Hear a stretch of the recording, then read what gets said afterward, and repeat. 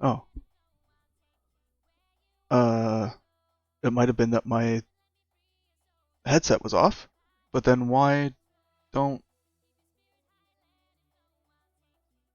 why is there no music going through the old audio capture?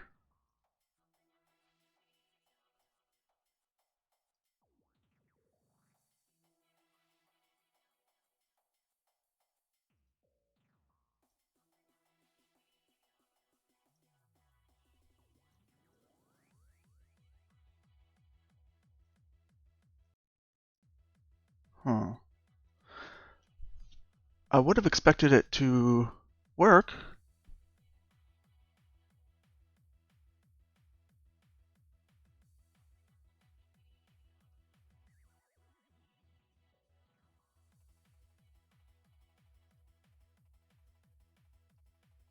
Hmm.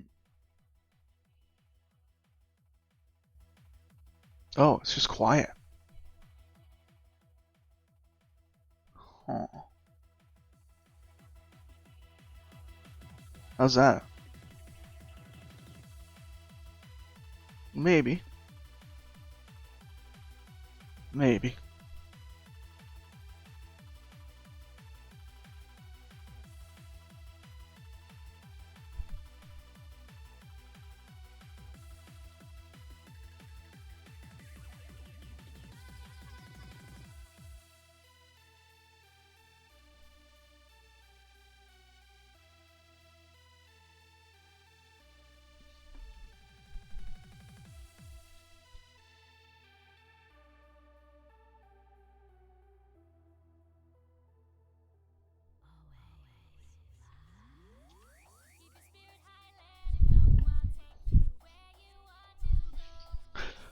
Well, hopefully that fixes it.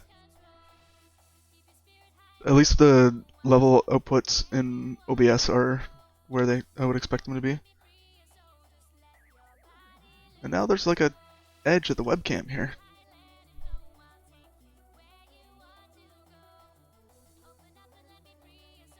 What is that about?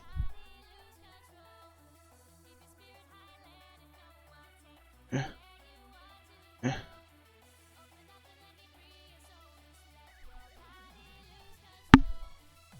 Sorry, bumped the microphone there. Oh, it's not. It's the.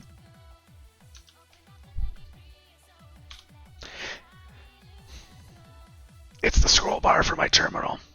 I thought it was an artifact of my webcam. All right. Let's get into it. Um, Still working on wall textures. Uh,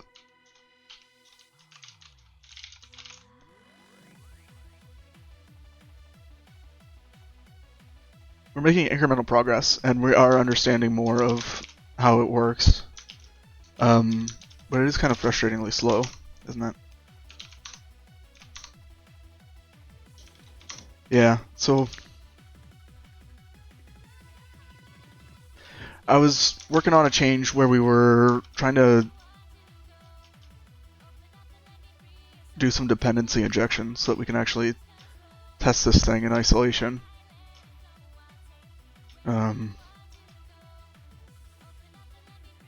There's a few bad things we had to do, like pass in TDX and TDY and export wall texture GLIDs. Um,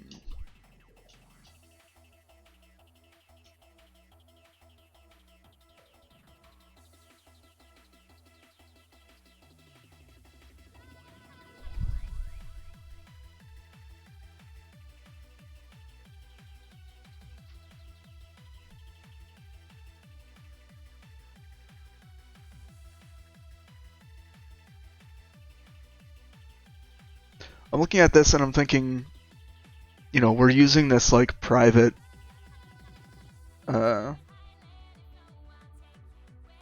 like this internal detail. We're calling an internal detail from the test, and that's usually a bad sign of a broken API. You should be able to create, manipulate, and handle things just through the public API. And then I'm thinking, like, why are we doing it this way? It's so that we can make sure that a certain function gets called. But that's a bad behavior test. That's a bad level of abstraction for this test, because if you think about it, let's look at the test. Why should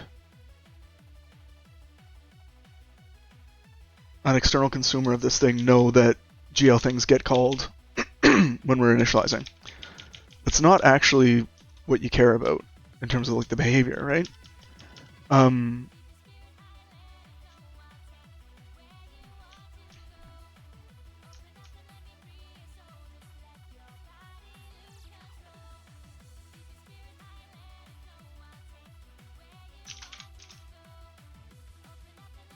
I'm just thinking, like, what's the next? What should we do? We should.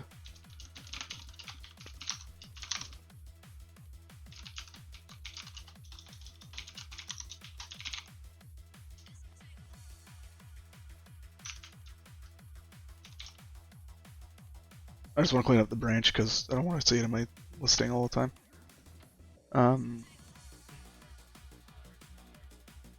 So in my head, like, there's two paths we can take. We could go down the path of making this test the right level of abstraction, or we can say, F it, we got what we want out of it. Let's just try to get things showing up. Because right now things are not showing up.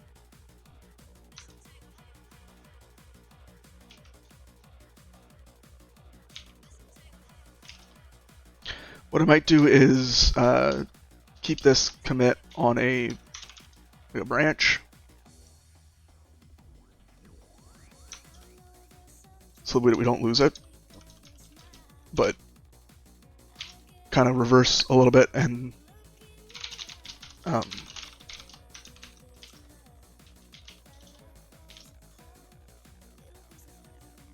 try to come at it from a let's show something on the screen perspective. Whip refactoring for wall texture testing. Dependency injection.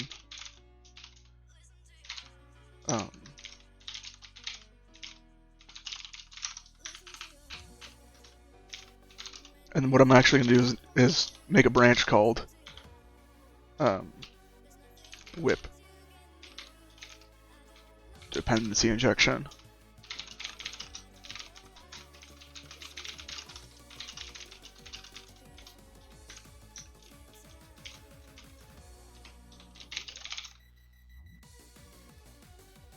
Okay. So let's run it again. Now we're expecting text to show up here. We're expecting some kind of example object to show up here, but it's not. Let's dig into why that is not happening. Okay. So from main,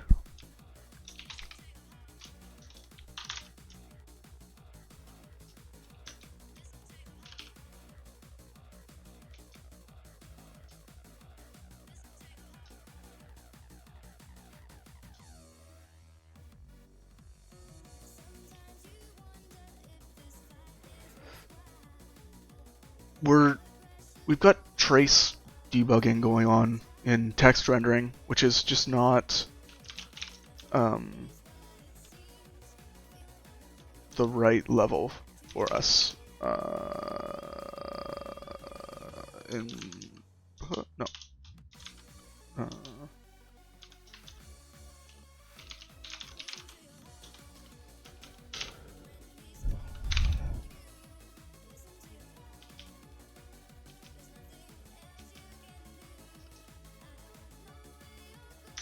I'm trying to see, like, where are we calling this log function, and Like, can we do better? Make dictionary, load dictionary.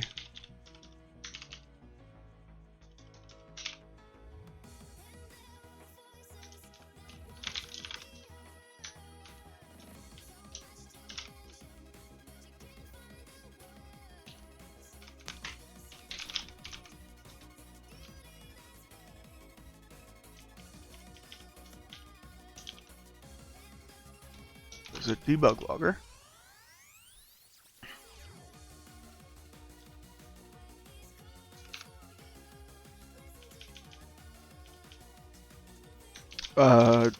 Do we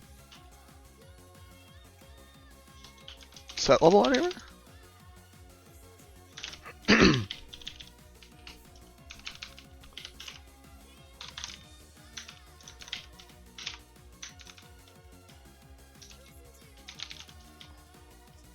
The debug logger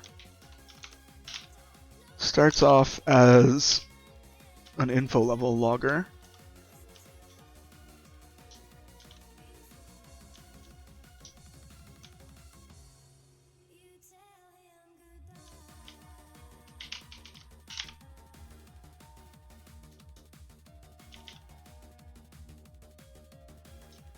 Yeah.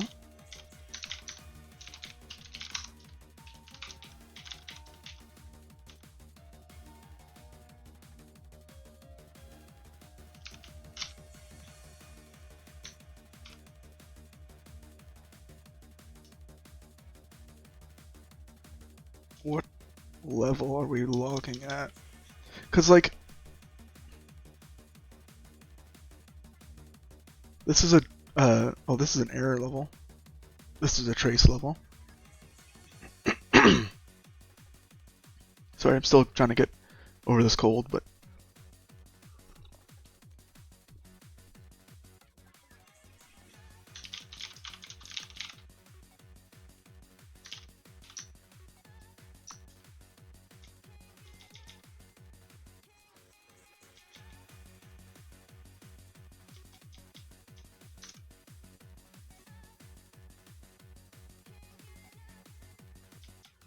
Where...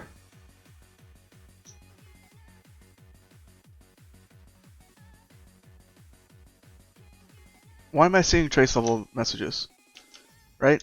We're seeing trace level messages because some logger is set up to do that. If we look at the debug logger,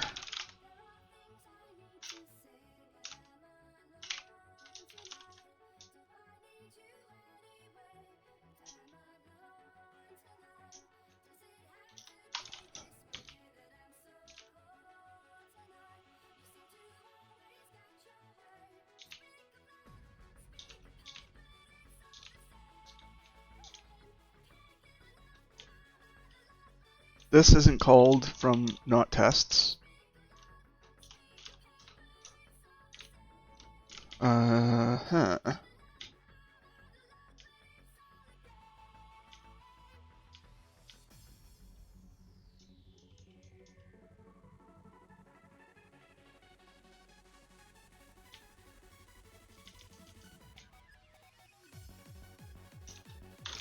Okay, so in glop, when we get a dictionary, when we load a dictionary, we set up a logger, right? So we either make a dictionary or we load a dictionary. So where are we doing that in haunts?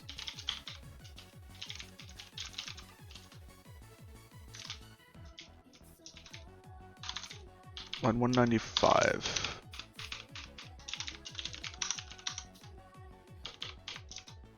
Here. Logger's the debug logger. Okay.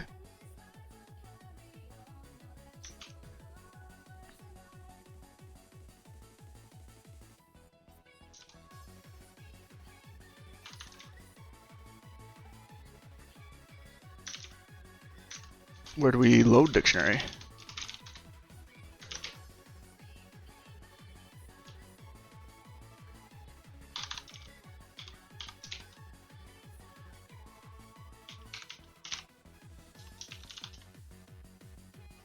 log in debug logger.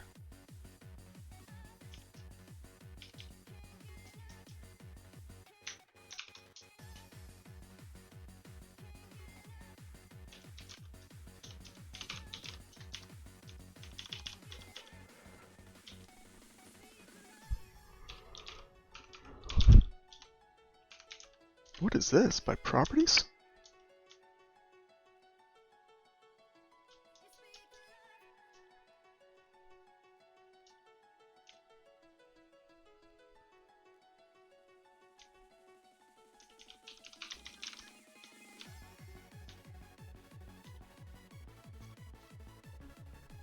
Okay, debug logger. Why?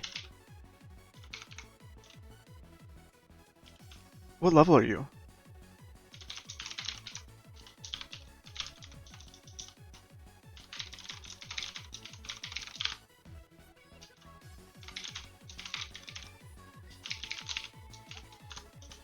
Whoa, was that emoji?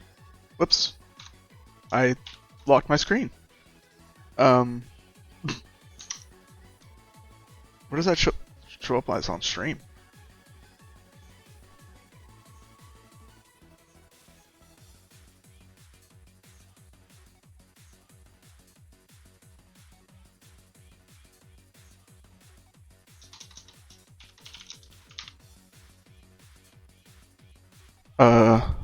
Huh.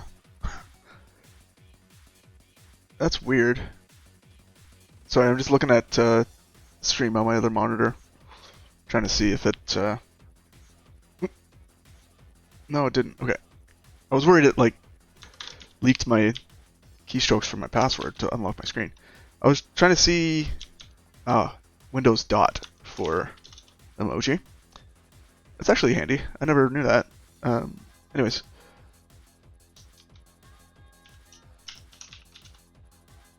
Debug logger dot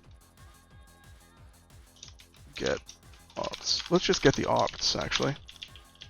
Debug logger opts.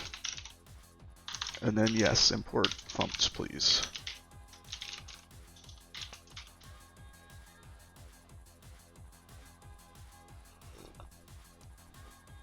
False nil.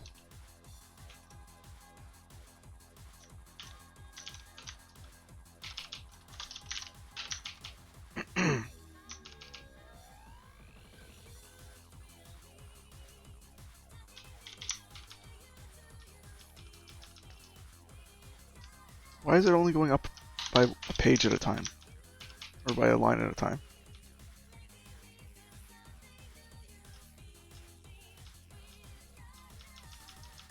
It's not.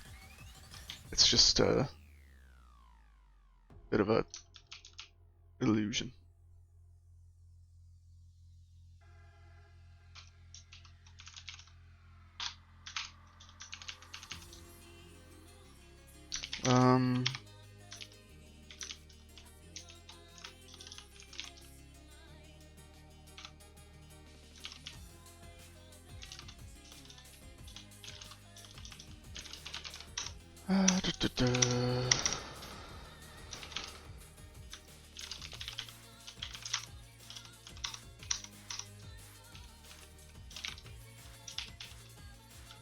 Does it really get...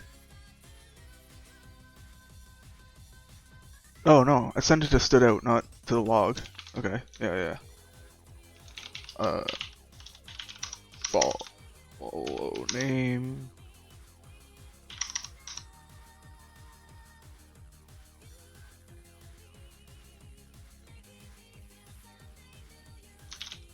What is it that we gotta do?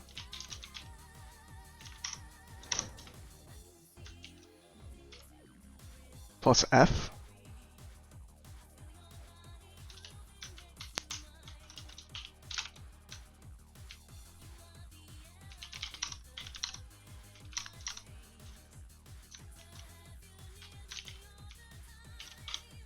Okay.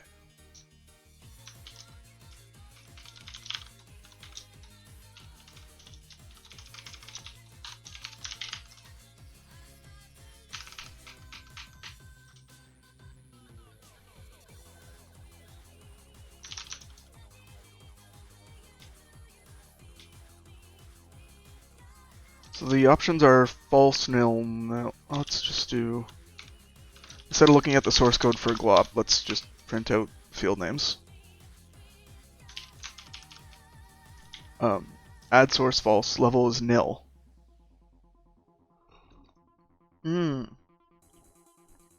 Should level have been nil?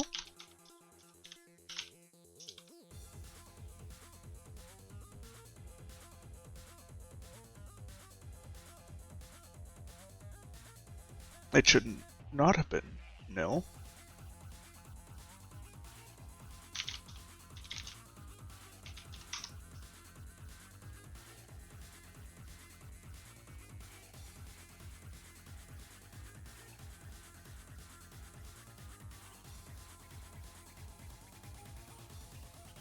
What the heck? Should not have been nil.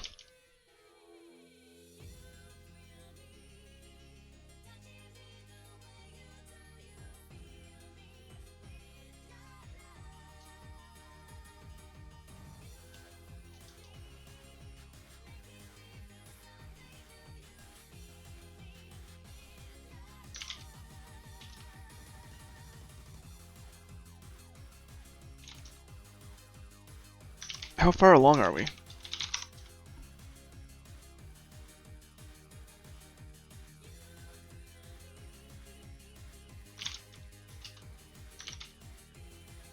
We're on the render thread.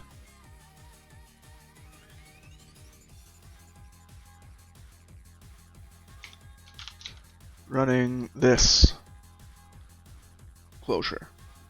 Okay.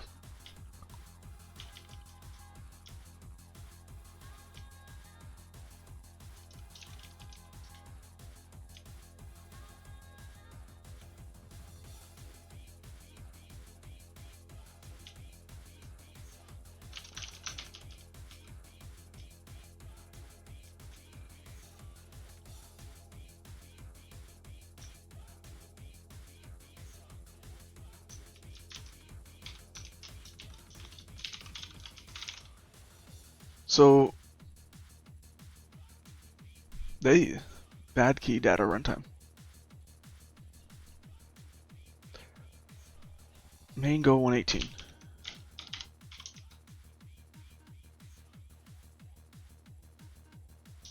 Yeah, it's not a mod S.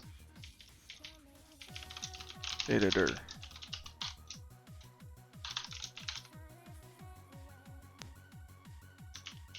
Okay, and then version. Admin, slow render job. Restarted.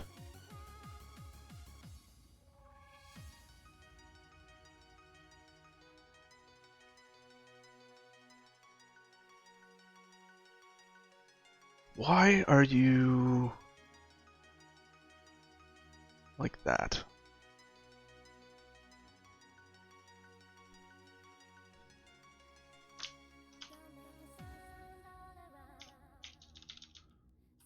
Okay, if we call redirect and spy.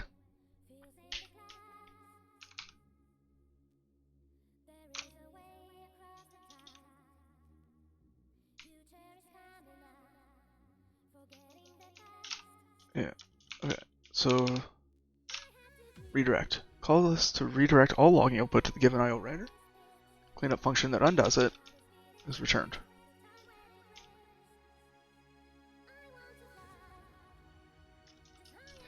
So with redirect,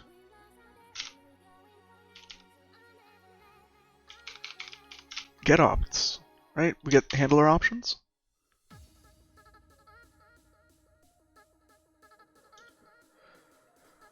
Which may or may not have a glog level.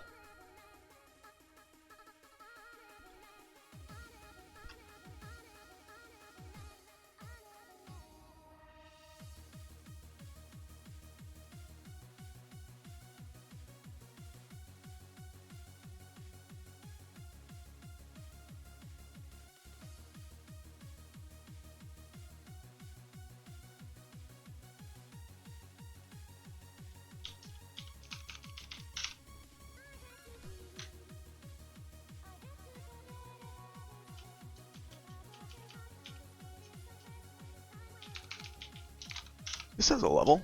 Leveler. Why wouldn't it?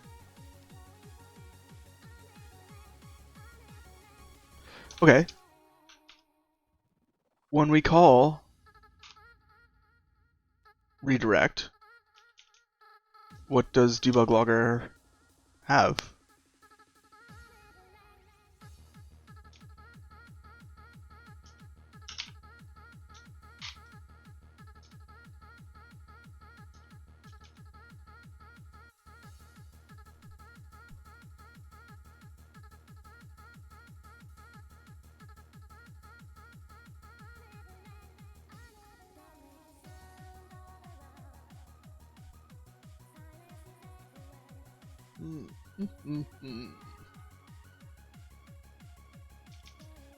I mean, let's print it. Logging redirect. Debug logger ops. Mod plus v. Debug logger dot get ops.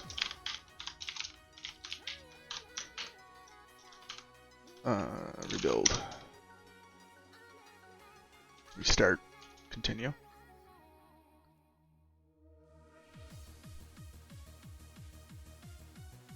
Has a nil level.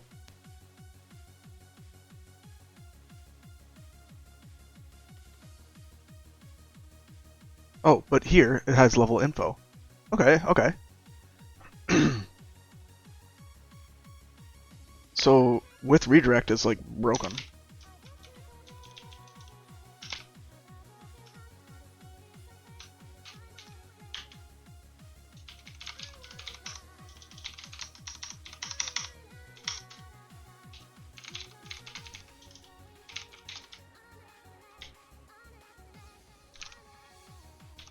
You're telling me that you don't have a level after you've redirected.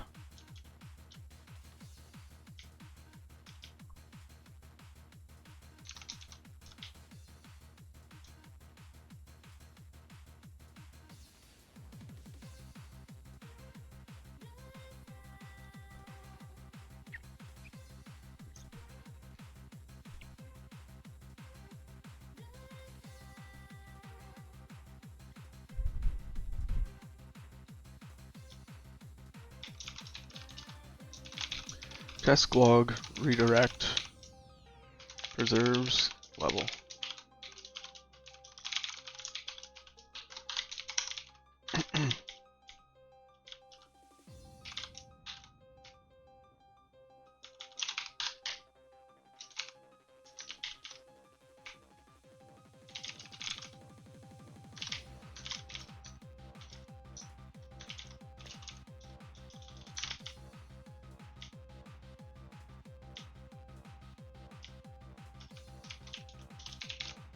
Level is, you know, unique level.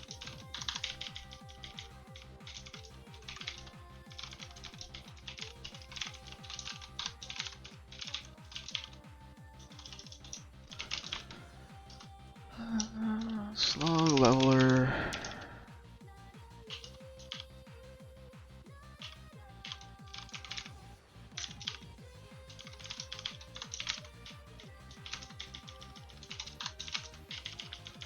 You need to implement level.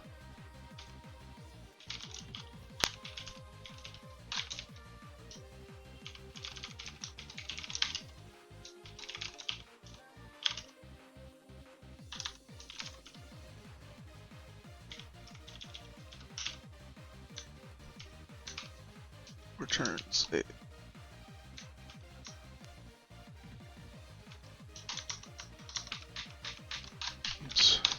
there.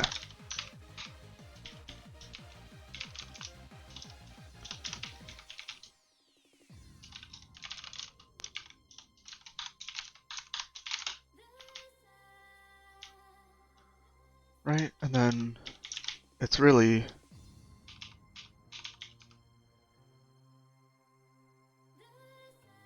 if logger2 dot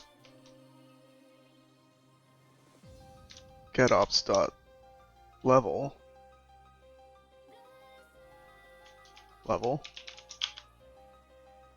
not equal to 42, fail.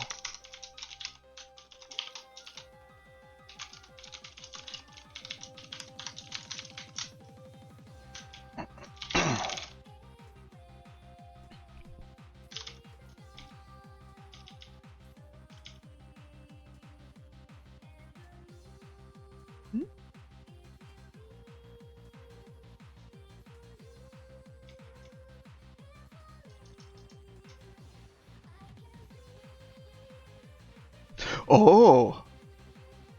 Yeah, this is exactly the red test we want.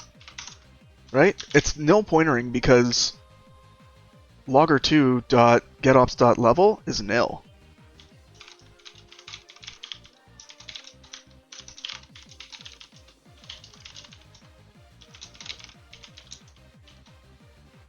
The wrapped logger had a level, so should the wrapper.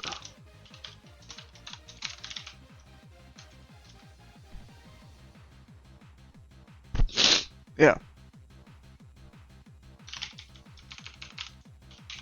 The wrapped logger had a specific level, so should the wrapper.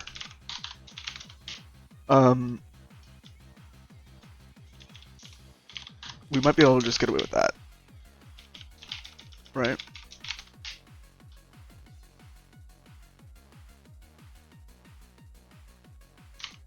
Nope.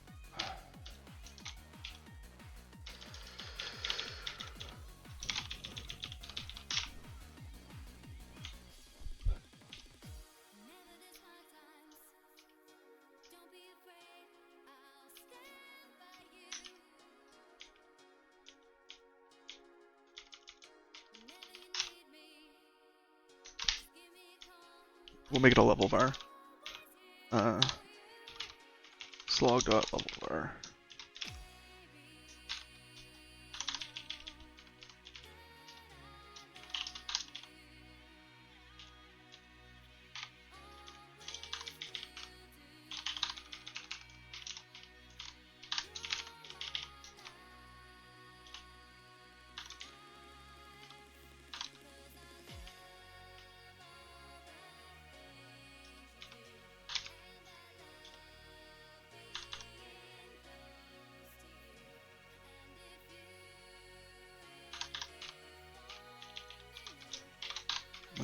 Level dot set 42.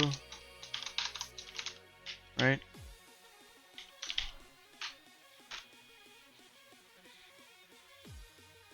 Yeah. Alright, so that's a valid red test. And it shows, it exercises the problem that we're seeing in Haunts. I didn't realize this was a problem. So let's add this test. Test. Make sure redirecting logger doesn't change its log level.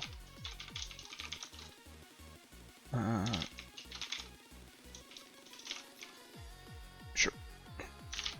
We don't need unique level and stuff. Right? Yeah.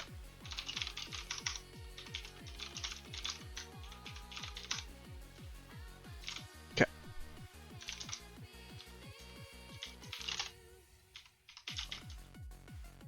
Ugh. We don't need this.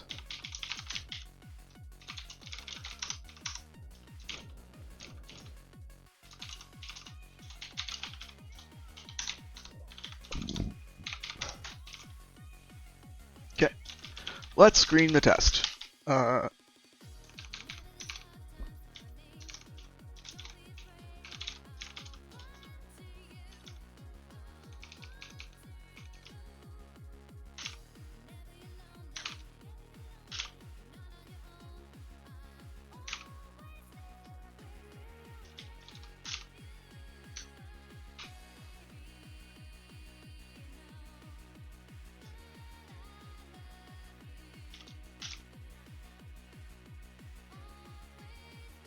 So getOps returns a value.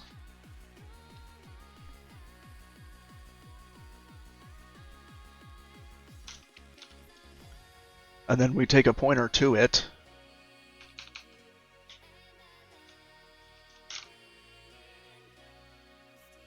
Shouldn't be nil, right?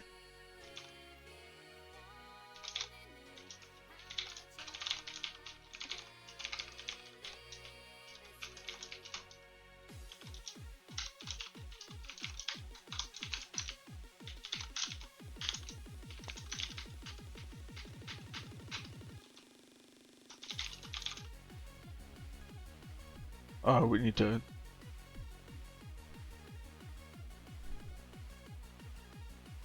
Level of our error plus 34. Yeah, so it's not like opts is nil. Okay. So slog.new text handler should return a text handler with a common handler JSON-W. Opts is just copy the opts,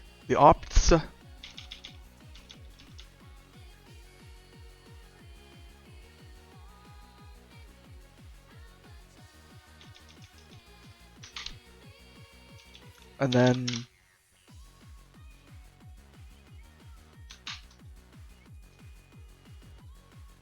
okay, so if the wrapped one is this, oh, see what we did there? We have a copy. We need to grab the handler ops. Who else instantiates a trace logger? These guys. The ones that don't set a handler options or have a bug.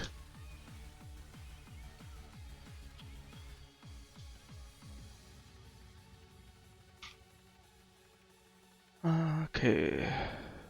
So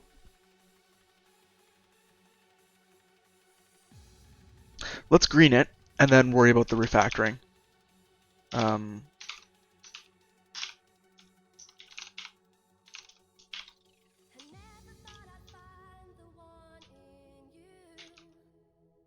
So when we re-level, we need to say that the handler options is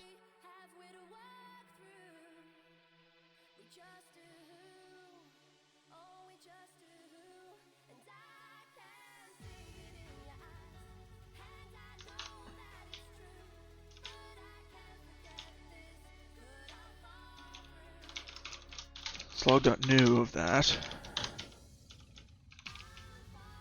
This is just handler. And this is handler.opts. GetOpts. Right?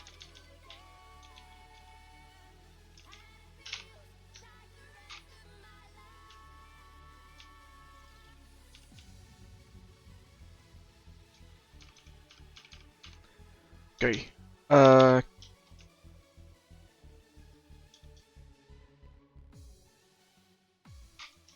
Opts is handler.getOpts. Handler options.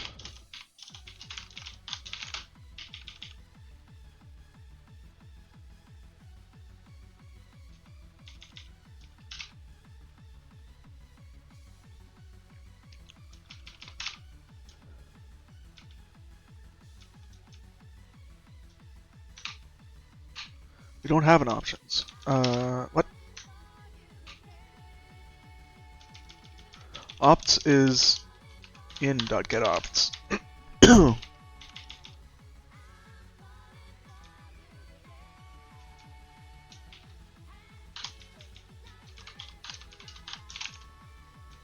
There we go.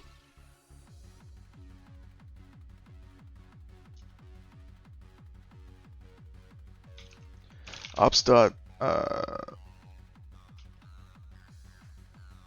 level is handler dot level. Sorry, I'm losing the handle here. Dot LVL.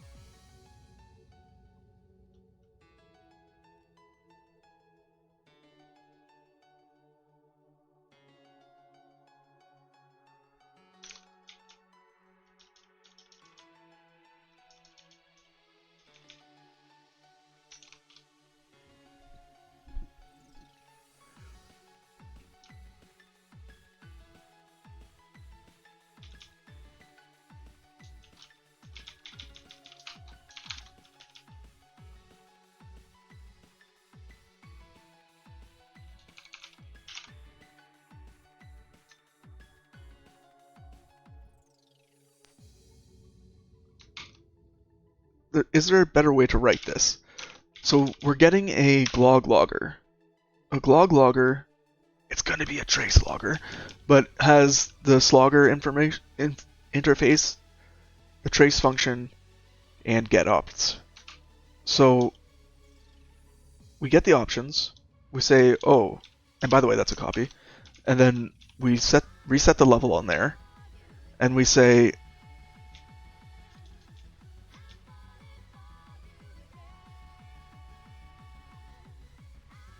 return a new logger, return a trace logger that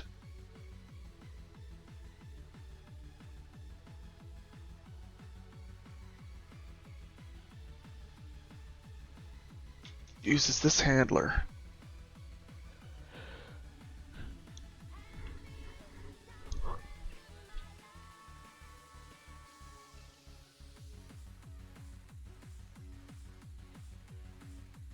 I mean, we're in green mode, so let's make it green.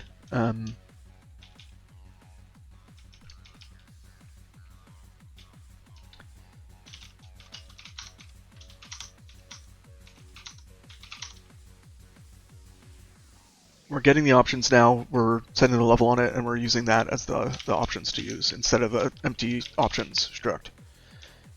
Similarly, the handler options should get set here.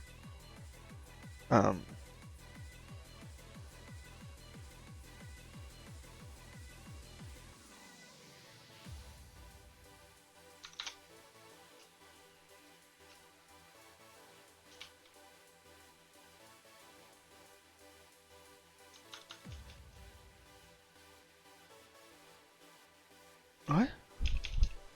With redirect doesn't do anything?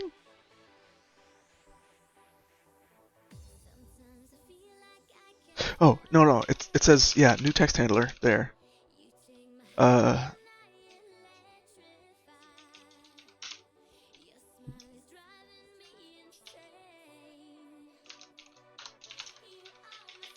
But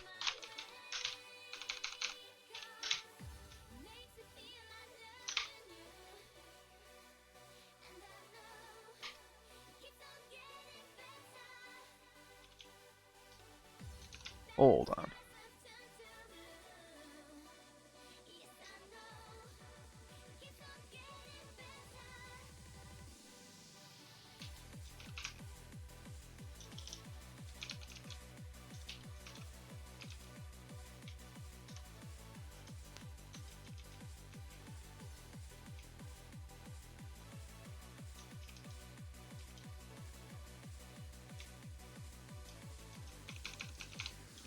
What do you have in here? You have an output.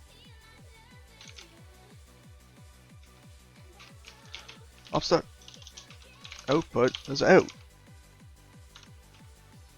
Yeah, and we're not modifying the...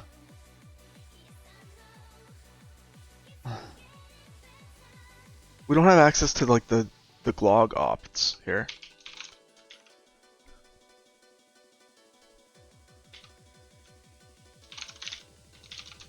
Does this green it?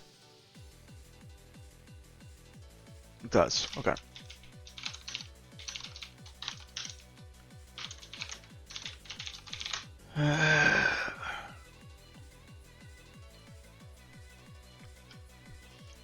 There's this mismatch between what our glog opts store and what slog opts store. Slog options don't store the output handle. Glog options do. We want to propagate that correctly. But that's a refactor. Glog.go. Fix pass along options when wrapping glog loggers.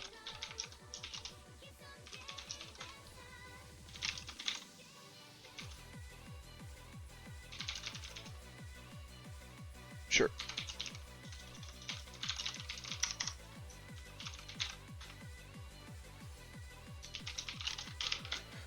So now, let's make this easier to read. So this is actually slog options, right?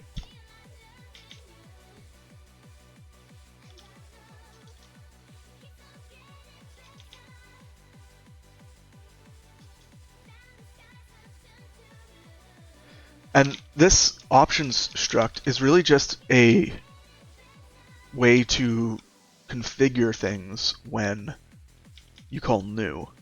It's not that we store one of these options structs after the fact.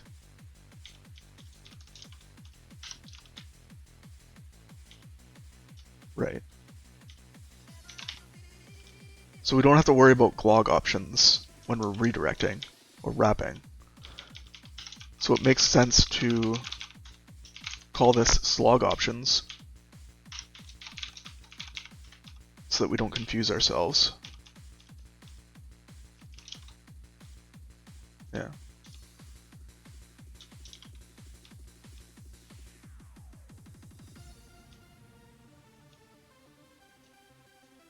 I'm just seeing if we're reading that directly somewhere. No, I think that looks good. Or at least better.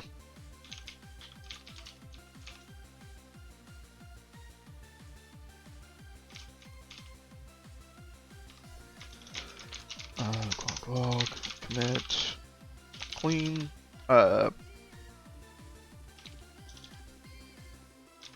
improve variable names for readability.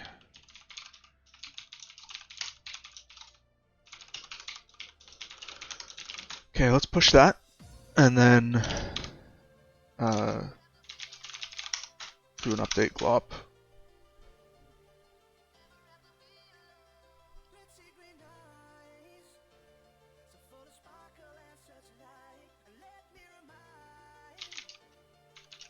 So we shouldn't see such terrible trace logging if we fix the panics.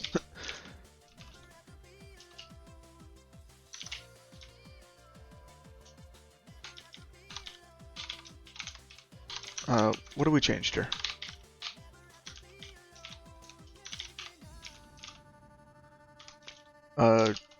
Logging. We don't need that.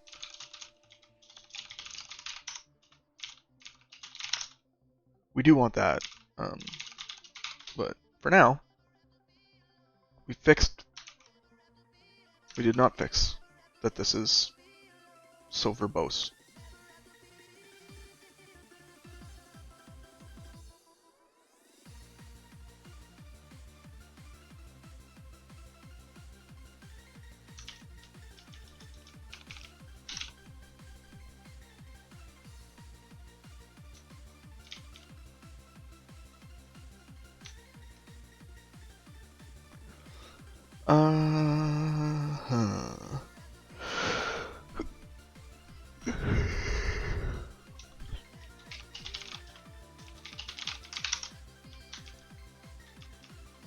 What the heck?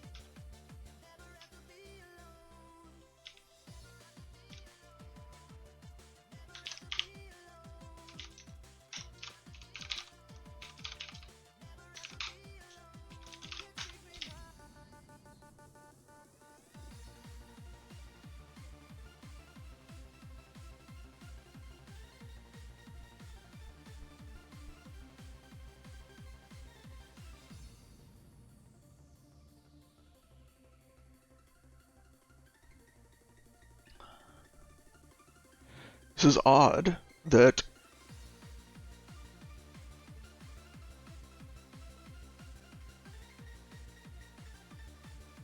okay, so if we go back to logging interface and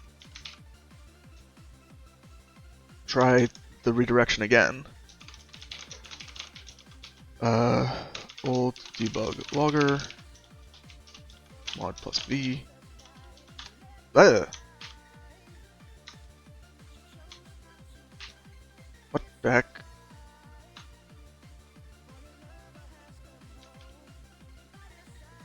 What was that? No, Windows. No, no, no, no, no.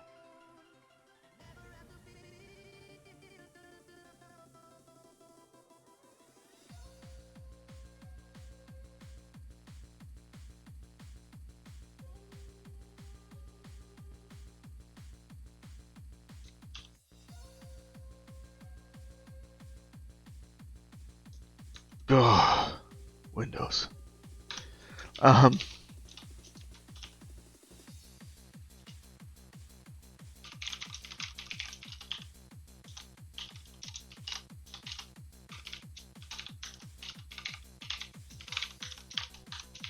What is going on here?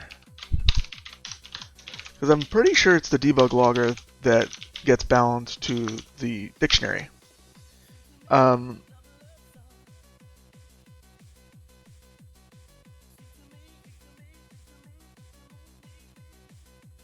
Okay, sure, it's a pointer to some other logger.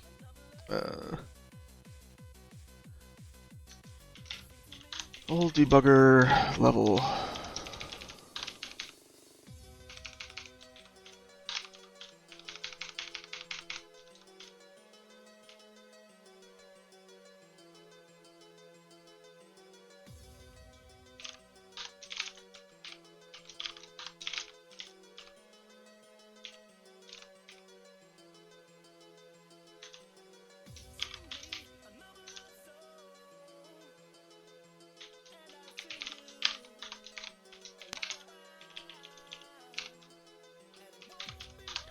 We'll get there, don't worry. We'll get there. May or may not panic. Info. Are you sure about that? Sorry, this is old stuff.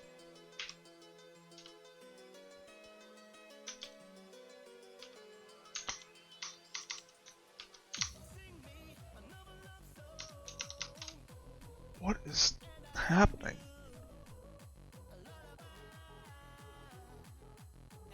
This is what I would expect. The debug logger starts out at info level, so that when people are calling, can sprinkle in debug messages wherever they want, and then it only gets emitted if we actually set the debug level.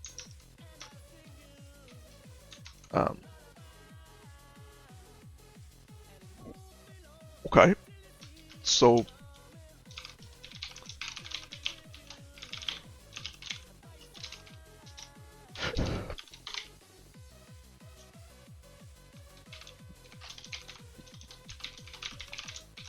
trace should not see this.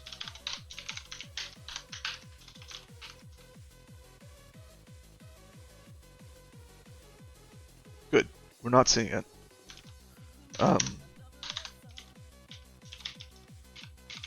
So it's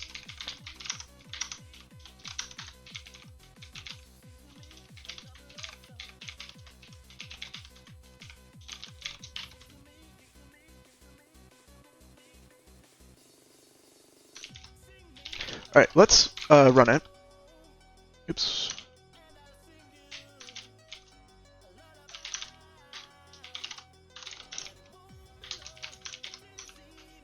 Let's run it. Find a debug message. So, okay, this is a trace in CoreDraw. Textline.go. Oh, maybe it's in textline stuff, not in dictionary stuff.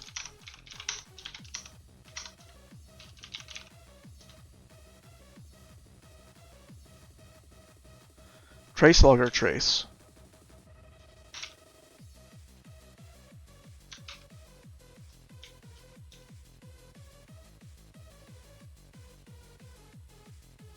Is that where it's happening? Text line. And this is also putting out error messages? 146. This is a trace.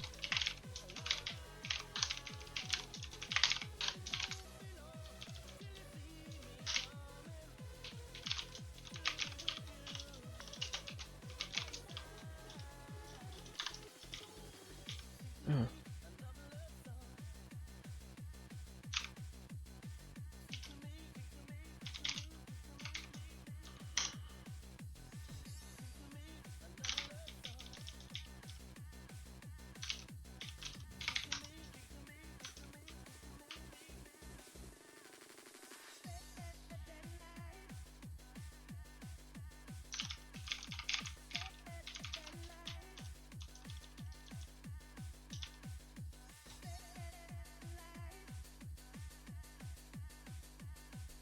Why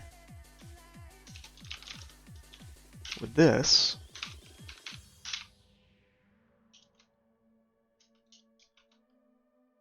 happen? Oh, because we don't check to see if it's enabled or not.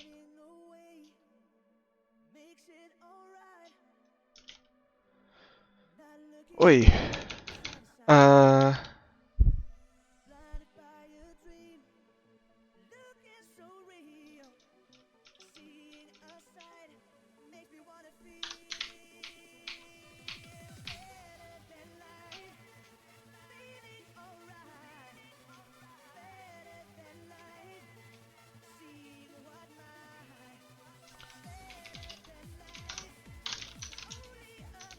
Hold on.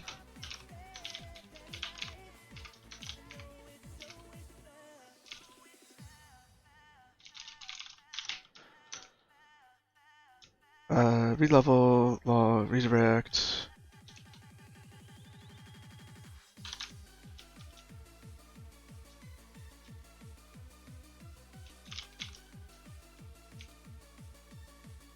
Test source attribution. Func test trace logger disabled by default.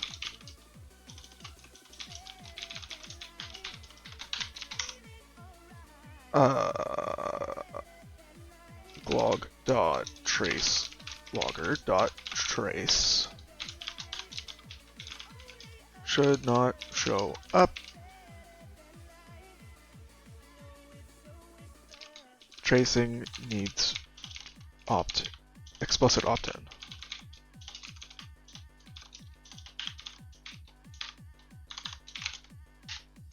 Right? And then this is really output lines opt test.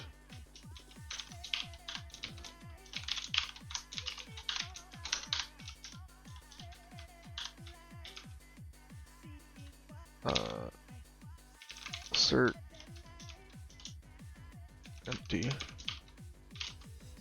output lines.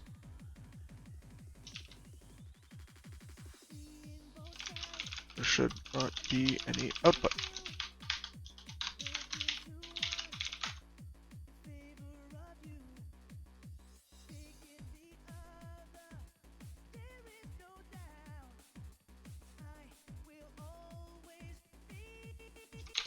Am I crazy? What? How is this?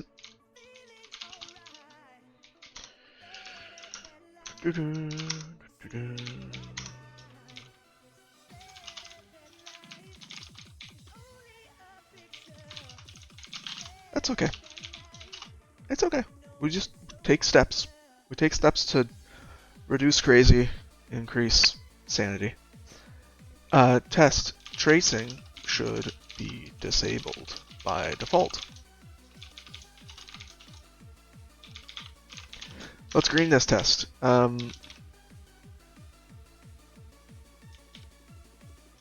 Here, it should be if enabled, right? So like, if log dot enabled,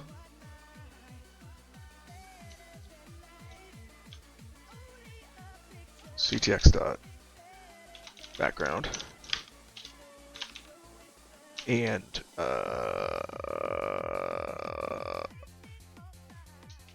level trace. So if it's not enabled,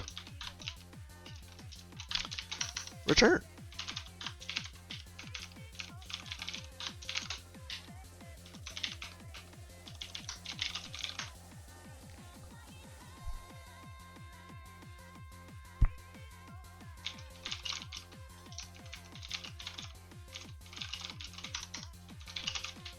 I'm surprised that that wasn't in there from before. Fix. Don't emit trace messages unless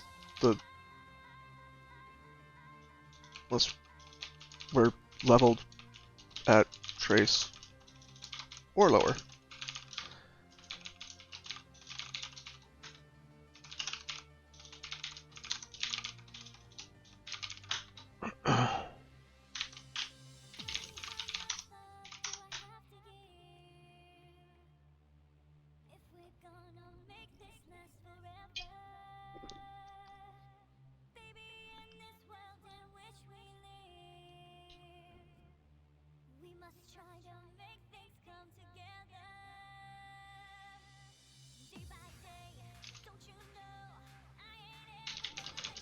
Let's try again. Okay, this is more sane. I like Sanity. Do you like Sanity? It broke for other things, but yeah. Okay.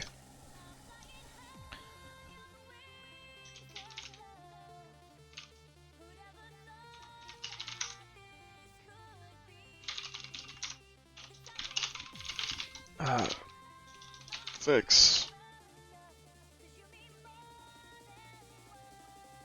Logging.info doesn't do format directives.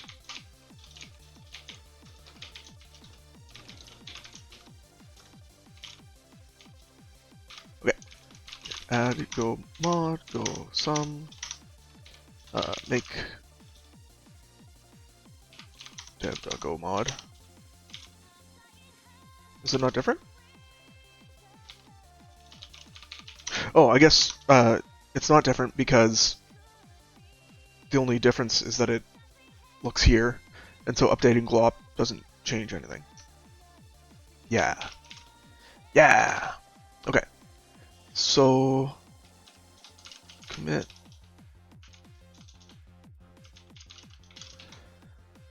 What is this? This is a this is a chore. Update glop.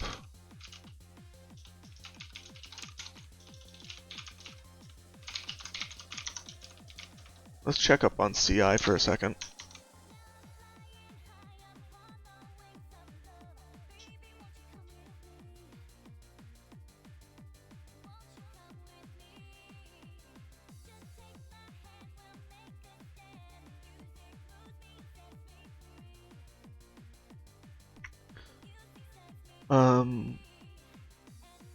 Okay.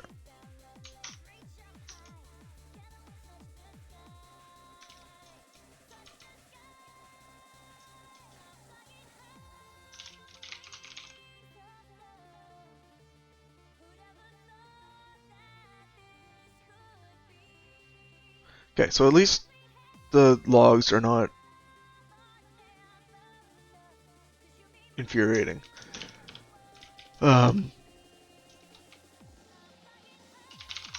So we were looking at, like, why is the thing not showing up when we run the game? It's in the editor that, whoa.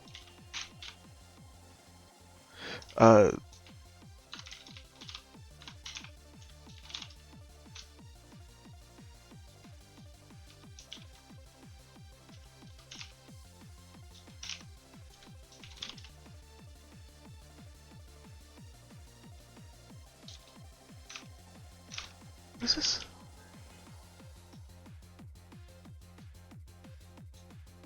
Set edit mode, edit nothing.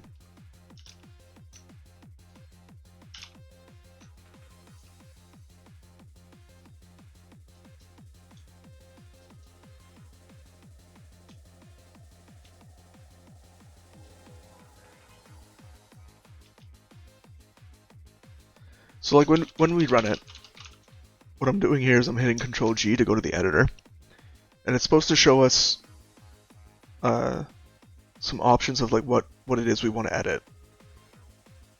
I think. Now, it's not really doing that.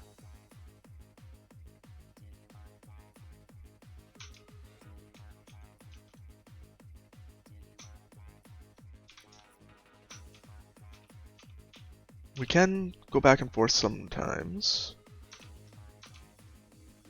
And you can see like the debug texture gets like confusingly splatted here. Yeah. Seizure warning.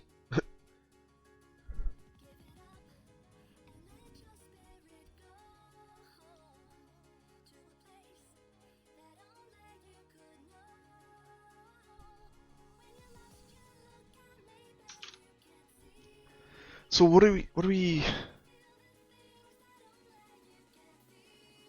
do?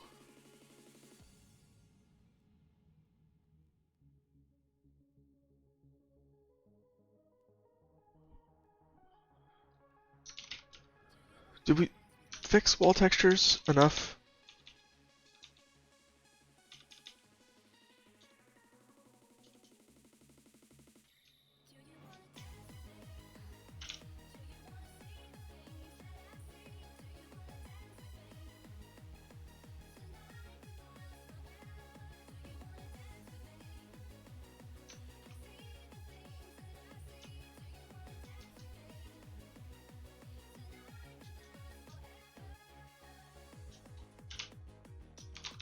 Room editor panel.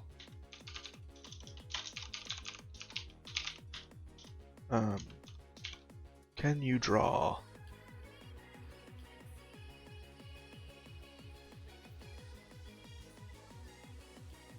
Yes.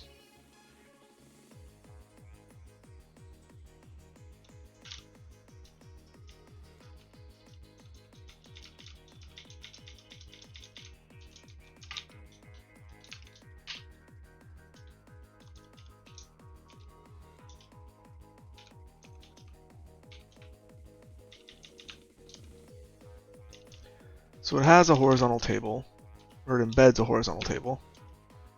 It has a tab frame and a list of tab widgets.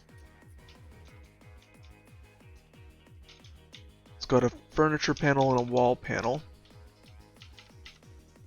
It's got a room and a room viewer.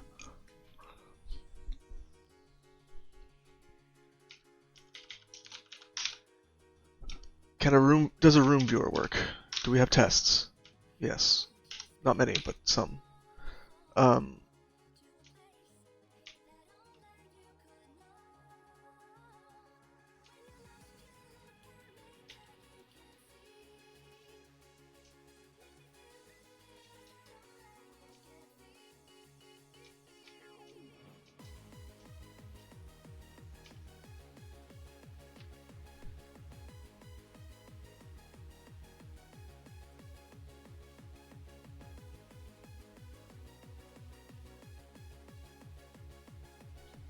Is the room viewer, like draw, getting called?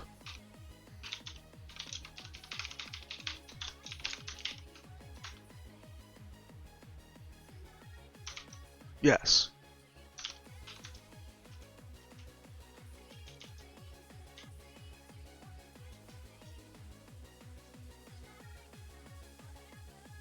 It's getting called on the render thread, it looks like.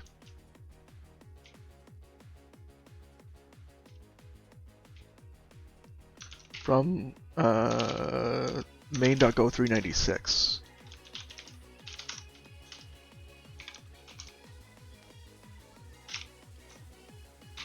UI.draw. Okay, yeah. So we're embedding a room viewer. So room viewers have to work for this. Now, does room viewer delegate any substantial behavior to some embedded widget thingy?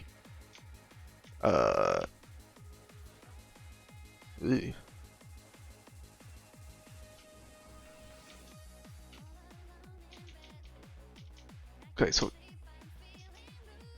draw preps it draw wall, it draw floor, it draw furniture. Disable texture 2D mode. What?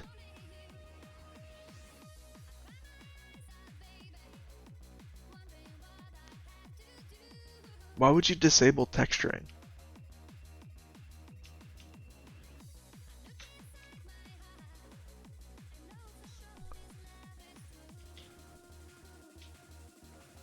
Oh, we don't do those things.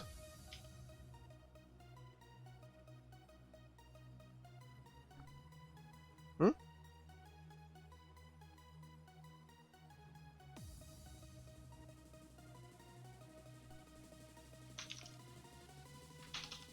Say what?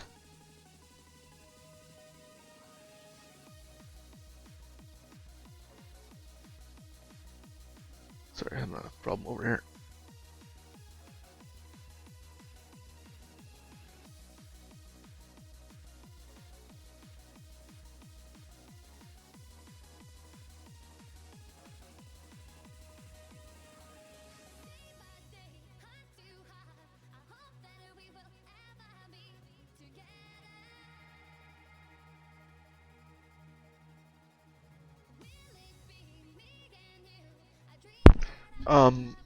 Okay. Did I add that return in there?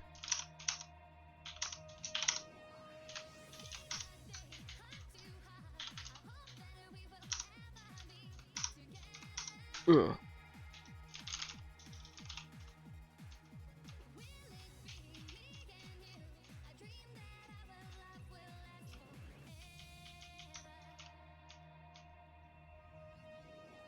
It's a bumped.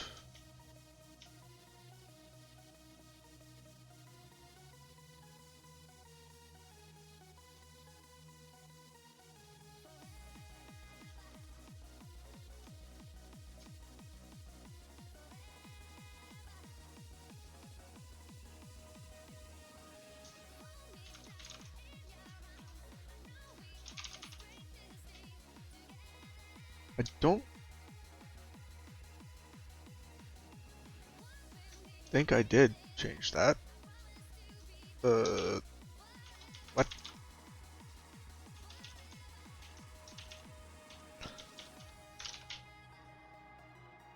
I should tag this as like fork point or something. Get show from that commit house room viewer.go. Look for a function called draw, taking a region. Okay, so they had that in there too.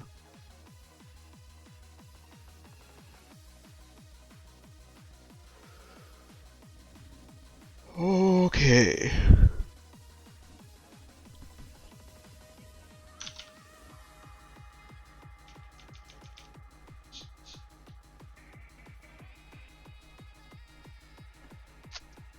I'm thinking that rendering the room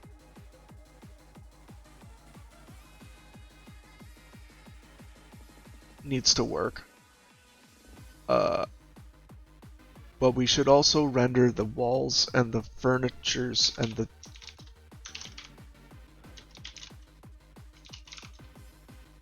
What happens now? Ooh!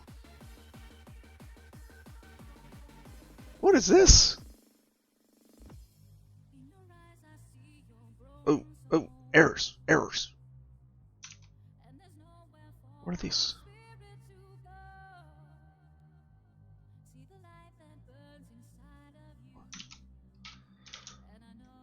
Hold on. Hold on.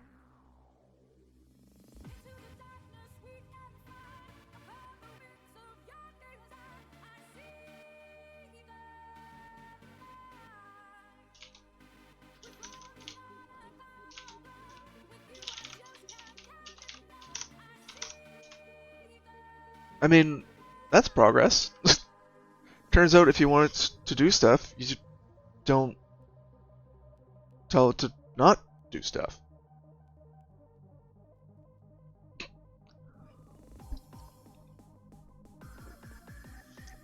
Kai. Where is this GL error coming from? It's coming from line 45 of shader.go. Oops. 45 of shader.go.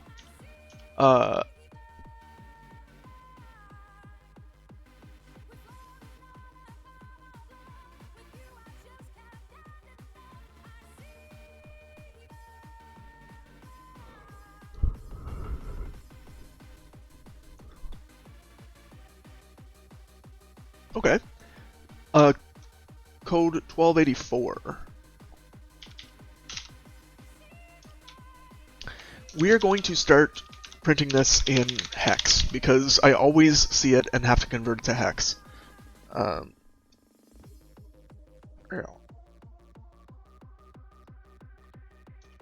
So GL error is that number, and then GL error hex is fumped sprintf.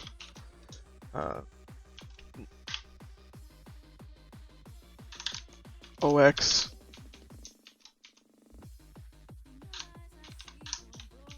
use 6 places. I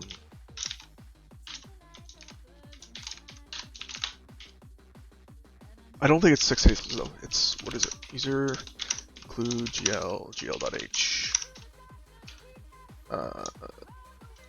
invalid enum. It's 4 places. Okay.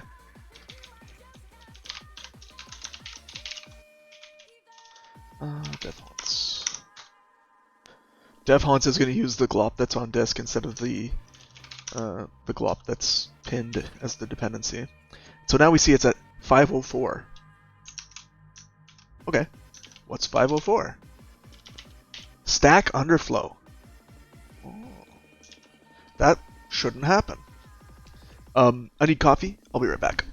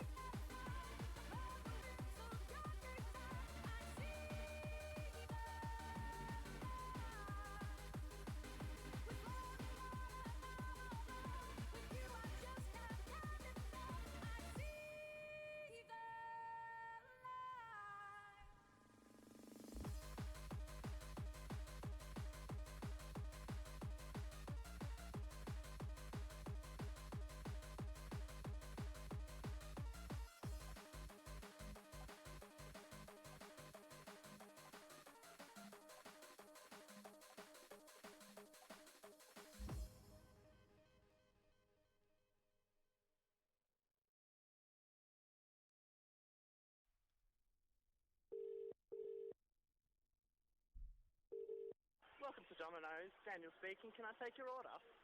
G'day. Yeah, I'd like a copy of Hardcore Tunage Volume 12 by DJ Cots with extra cheese, please. What? A copy of Hardcore Tunage Volume 12 with extra cheese. What the hell are you talking about? This is what I'm talking about.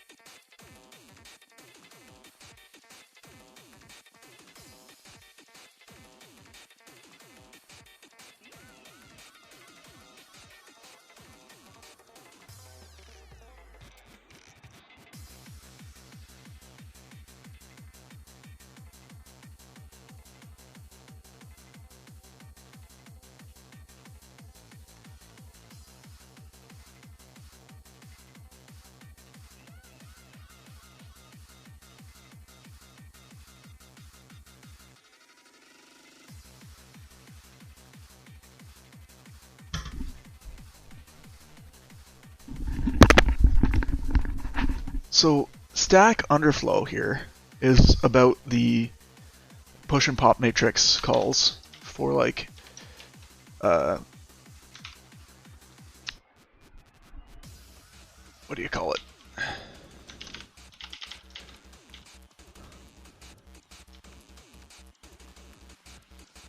I don't think it's this one. No. But it's like a gl.push matrix pop matrix thing. Yeah. Okay. So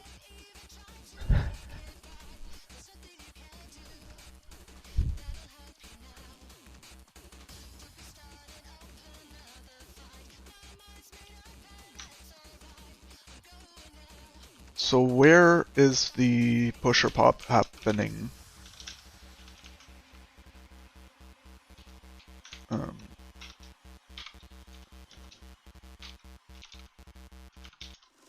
That's messing us up. Push, defer, pop. Push. Hop.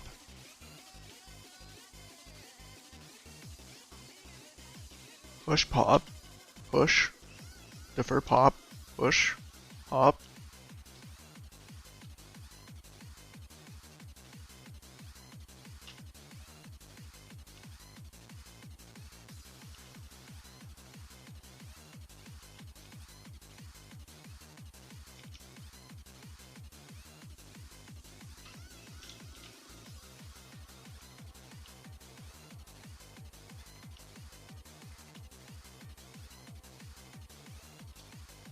Yeah, we wrapped. Why?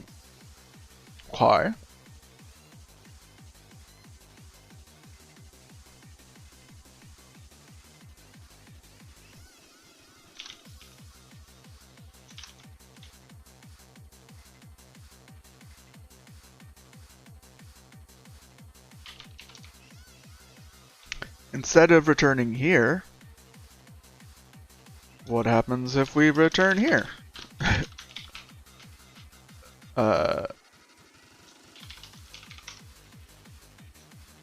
Do I have a helper for run devhaunts? Make debug.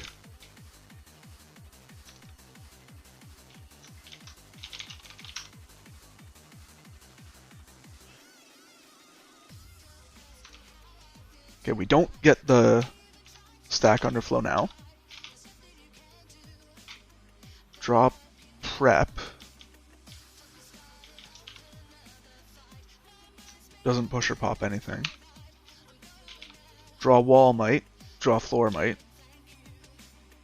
Let's do a log and clear GLs. Errors. Debug that. Log and clear GL errors. Logging dot debug logger. Right?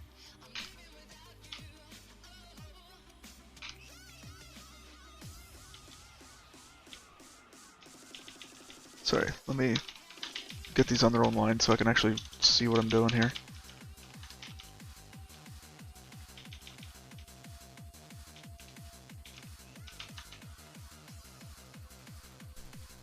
These pushes and pops are just for this like collar stack thing they got going, so I don't think we need to worry about it.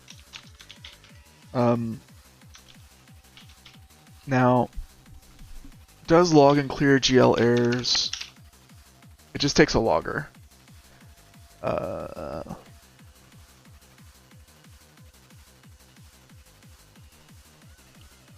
two things I can do. I can change this to take in more parameters, or I can pass in another logger that has like attributes set. So like if I did a GL logger is logging the debug logger, and then is log dot with attribute.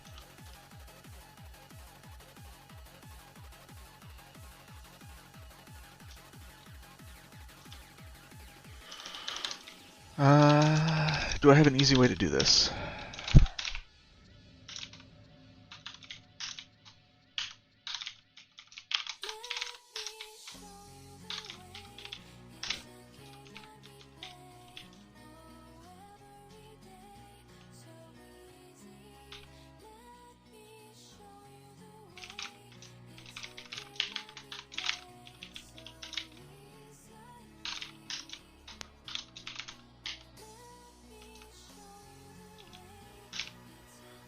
I just want to jump there, please.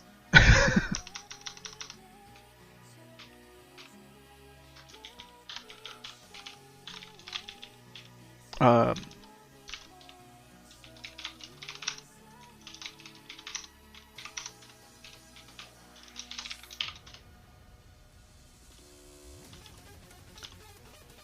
so options.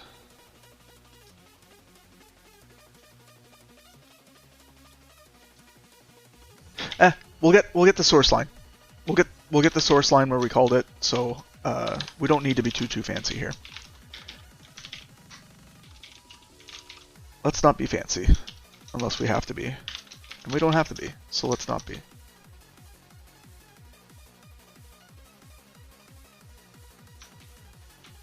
Okay, so we are seeing it still in the same shader.go line.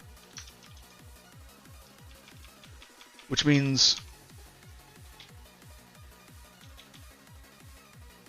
we call in to one of these things, and then it calls log and clear GL errors. After, like, we call into one of these things, then it underflows, then it calls log and clear GL errors internally. So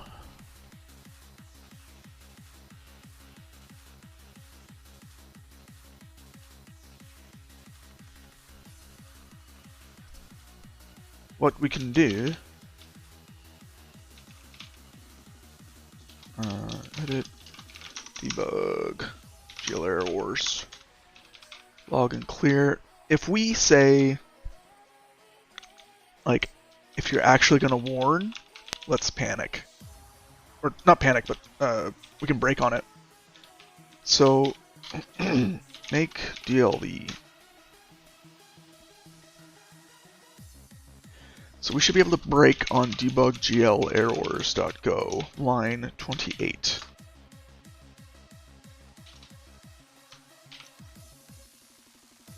Yeah.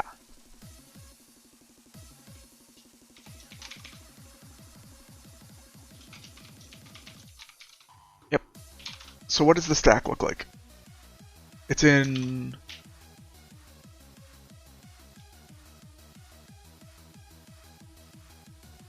Huh?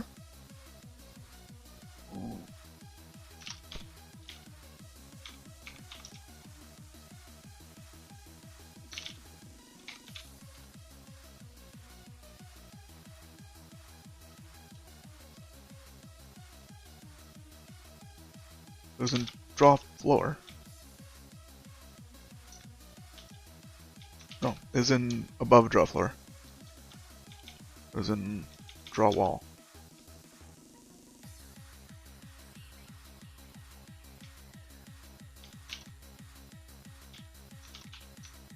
What? Hold on. We're passing in the debug logger, which is at info level.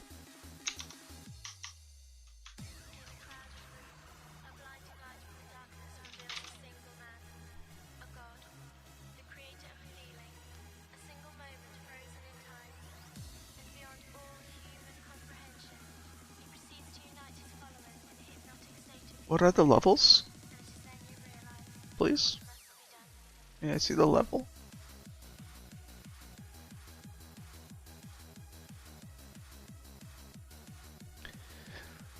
So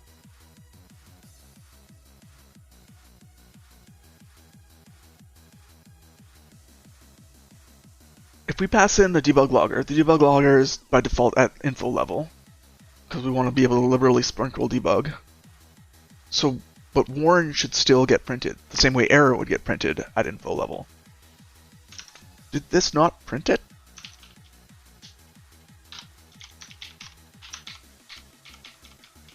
Right? We got into here. We hit the breakpoint. We looked at the stack. And we said, run the next thing.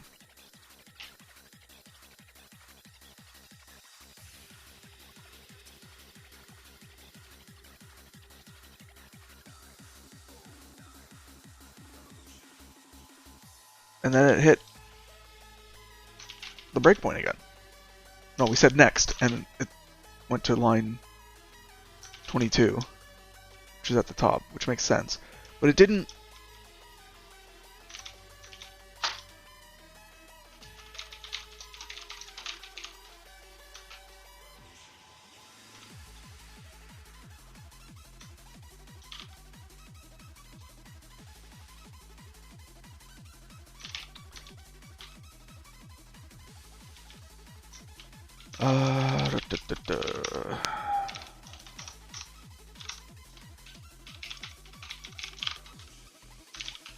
P logging dot debug logger.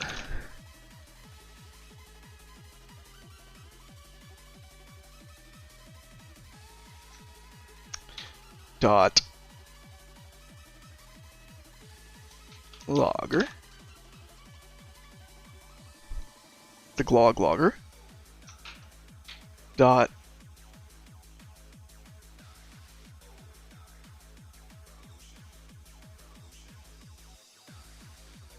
handler options. Dot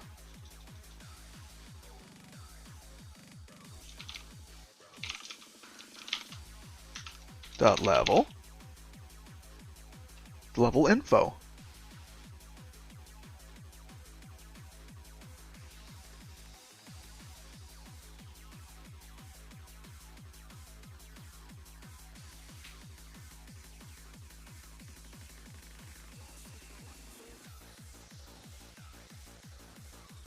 Is it like a IO flushing issue thing?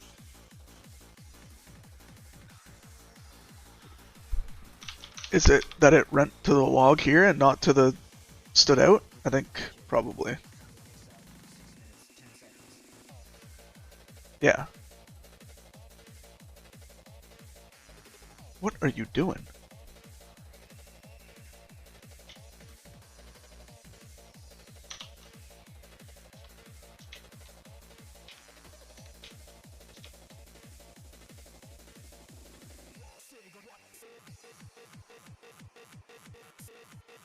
I don't understand why this is flickering.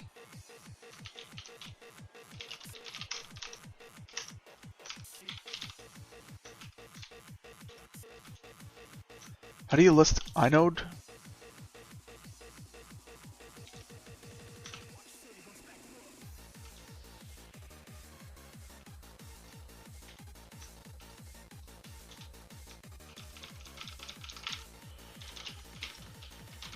Sorry, I'm gonna take that off the screen there. That's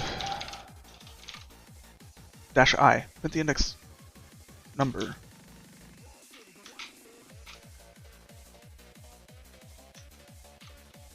Oh, okay. Yeah. It's the same inode. Why would it be flashing? Maybe we shouldn't worry about that.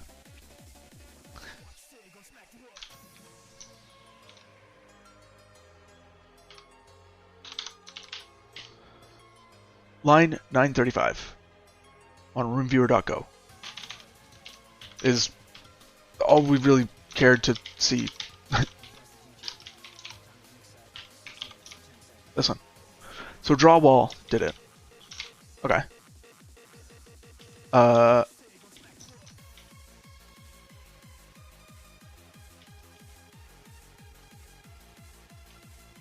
you sure about that?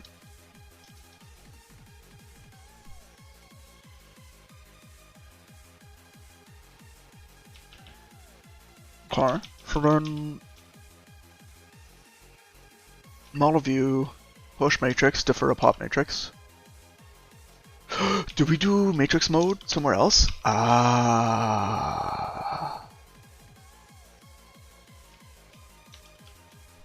That's what it is. whenever we say defer GL pop matrix, we need to matrix mode to the right setting first.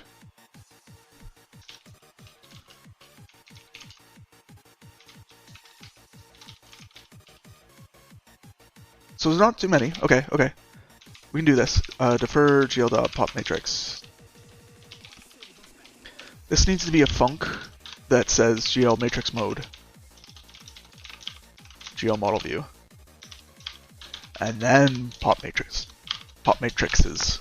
Pops the matrix. The problem was that, like, matrix mode got set here, and that's all well and good, but it kind of leaked out the bottom of that. That it was still projection mode. And so when we ran the defer, it looks at the current matrix mode and it's like, let's pop that.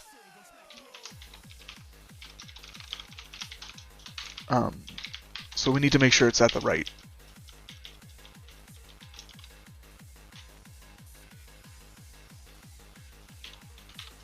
We need to make sure that we have the right mode set.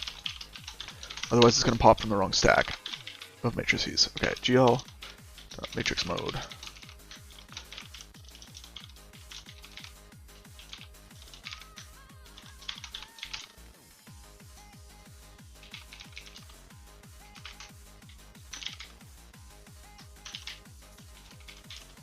Uh, 923. Yeah. Bonk.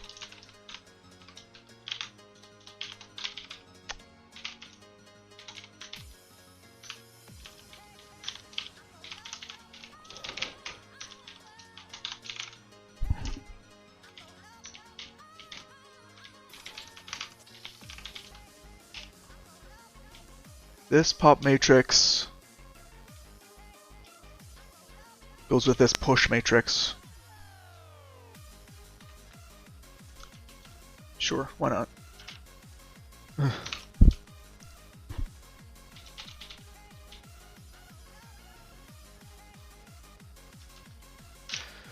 This better not leak a matrix mode.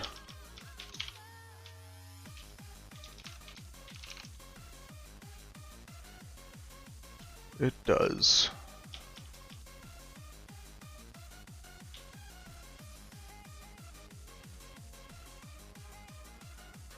Go. Out.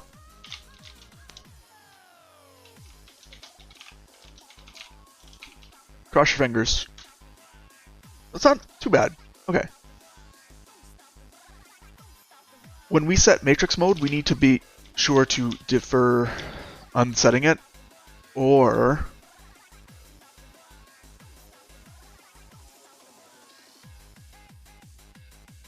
what?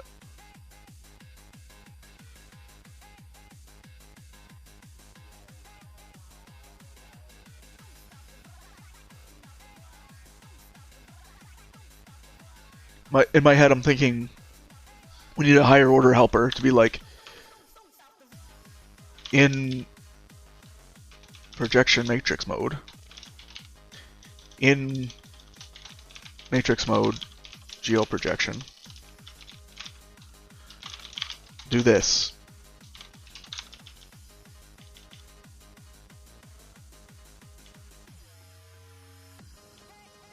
Or like with matrix in mode. Right?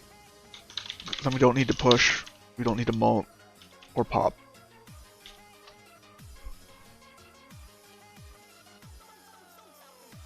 But that's a bigger change than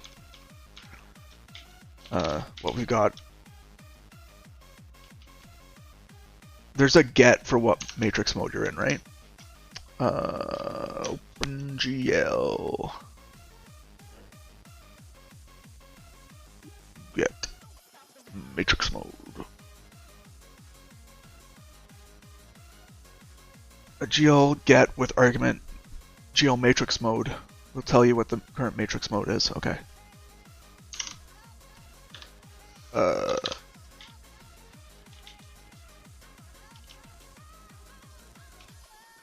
Old mode is gl.get gl matrix mode. What is it? Matrix mode. But it's not just this, it's get integer v. You done? Yeah.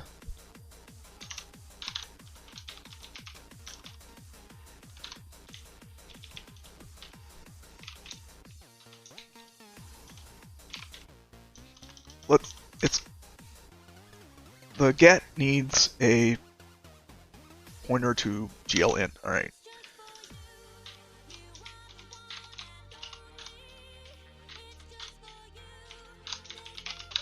The old mode is a glint.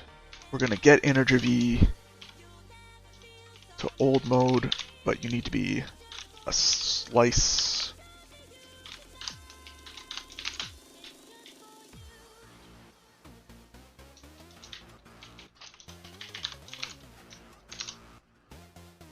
Don't return anything. Okay, fine.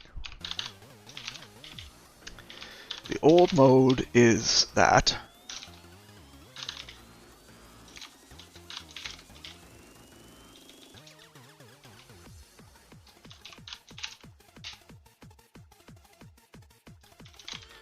We have to slice it because reasons.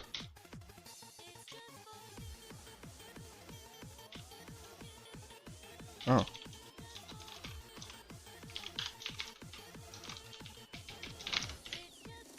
Yeah. Uh-huh.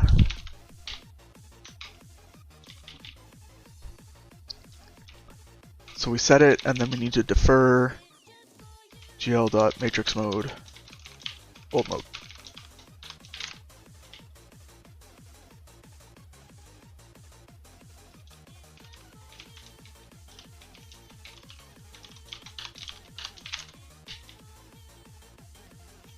Oh, yeah.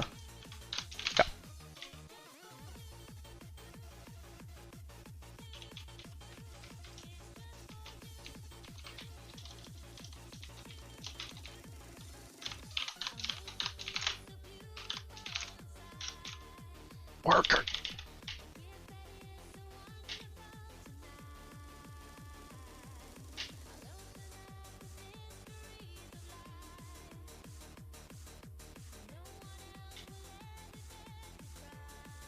We'll work on making a helper for this because it's gonna come up all the time, I think.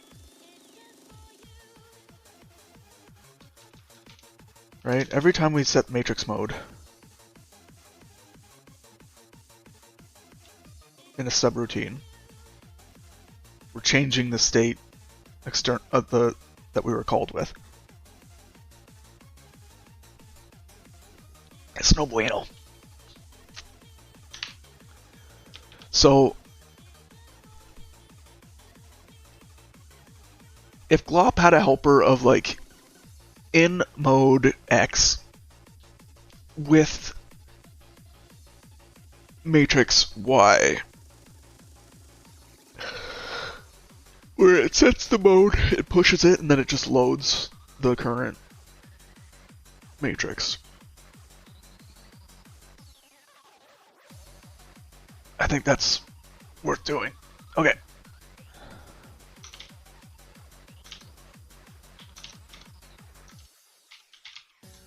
So let's look at our to-dos right now.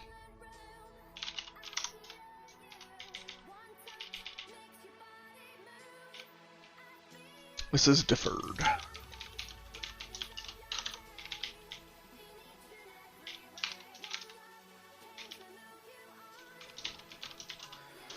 Add a helper to glop to push pop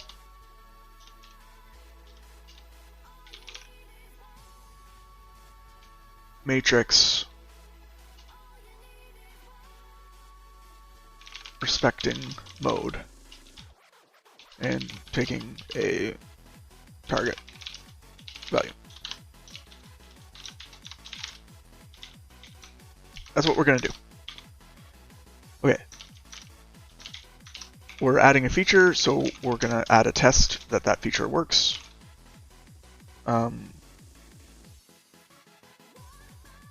But first,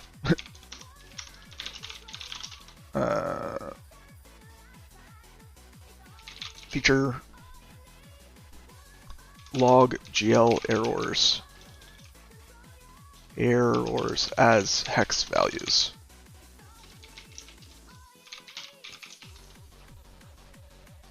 Okay. Cool. Now, where would a helper like this belong? It would belong in some kind of like, I'm working with GL stuff. That's the render package.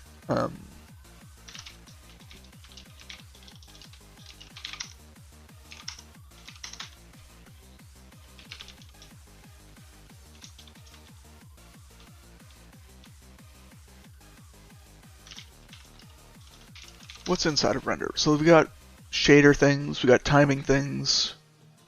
Do we have context things?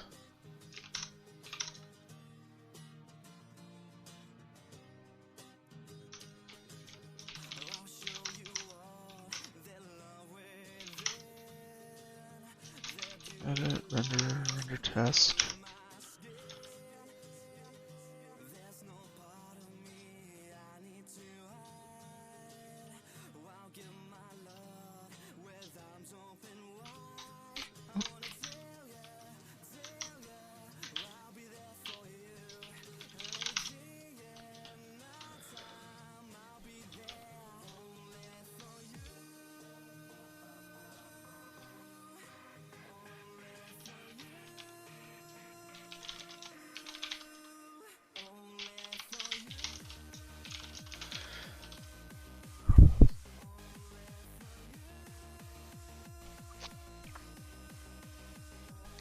We have, like, with color, or with clear color in render test, but it's not,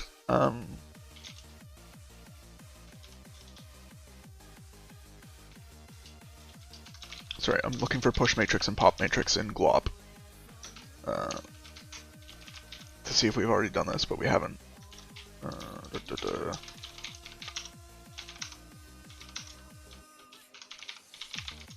See, even this leaks it. And that's not good. So,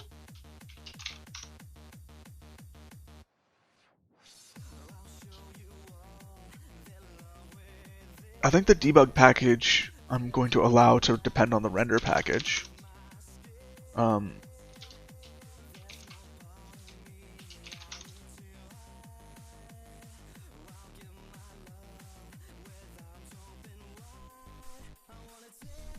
Render already depends on debug though.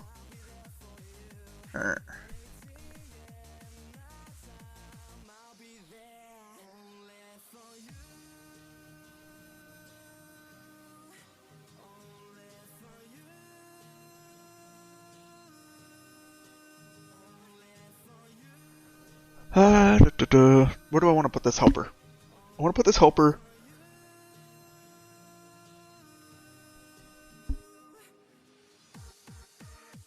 in amongst the render package, because it's going to be people who are using the render queue that are going to be calling this externally. Right now the render package depends on the debug package, and the debug package is doing things like GL calls.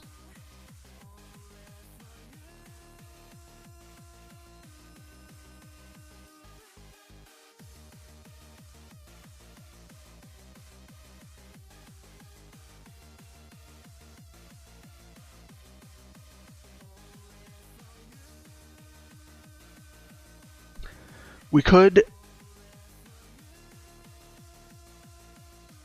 patch this to do it manually, but then we're repeating ourselves, right? We'll have the whole get mode defer set mode stuff. Is there a package that debug and render depend on?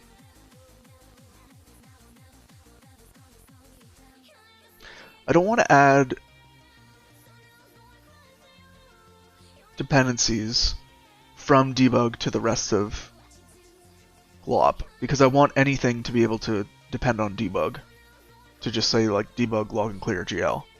So I want to keep the dependencies very minimal here.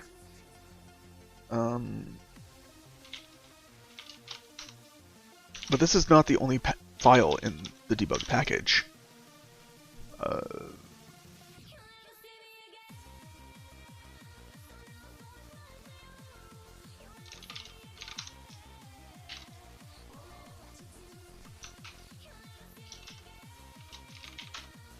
Yeah. That imports GL. This imports. This is debug test. That's fine. This imports func runtime strings. This imports glog. So debug depends on glog right now. Good. And glue. And render test. No, sorry, this is debug test. Screenshot depends on image manip. Okay. It's bad.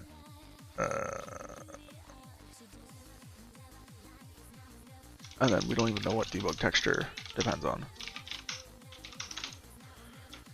Oh, it depends on all the things. Okay.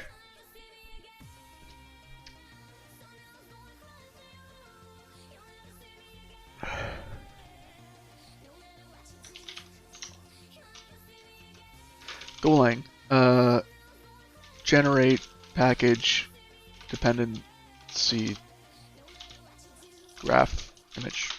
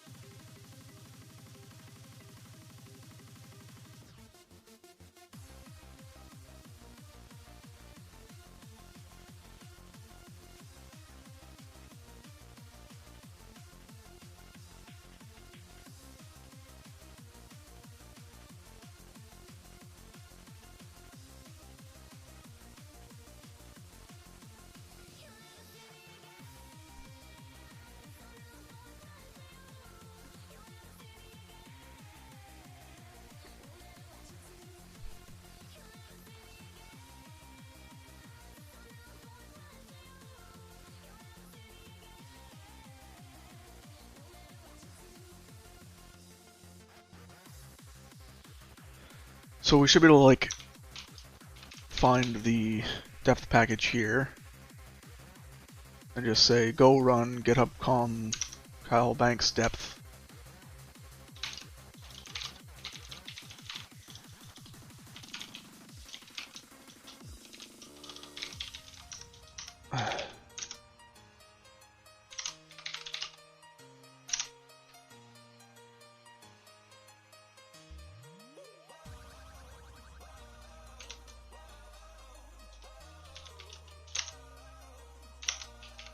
I think.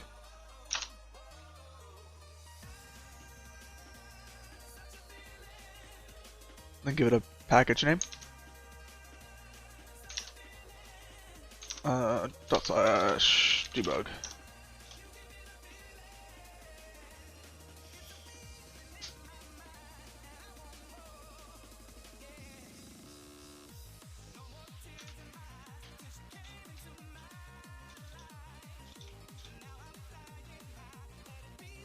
What? Why do I have to get it?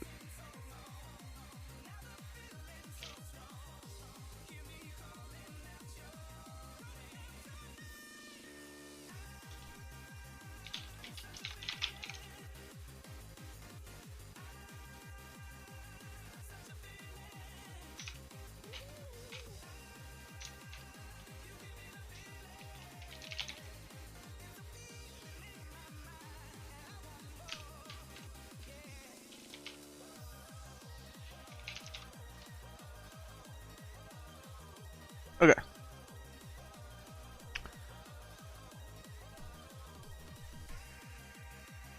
That's very handy. 121. 1.2.1.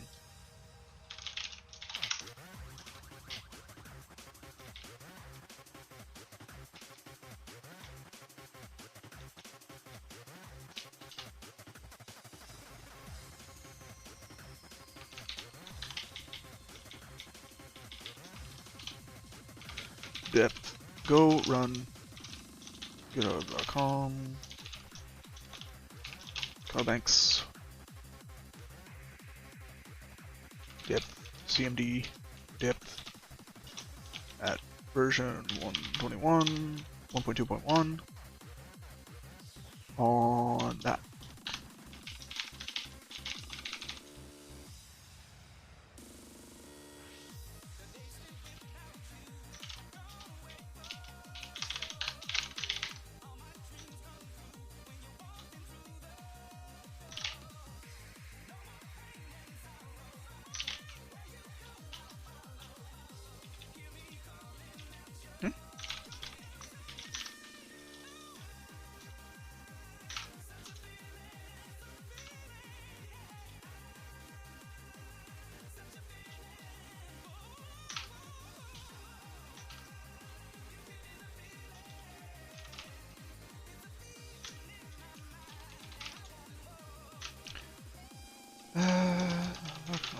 Running wild clock.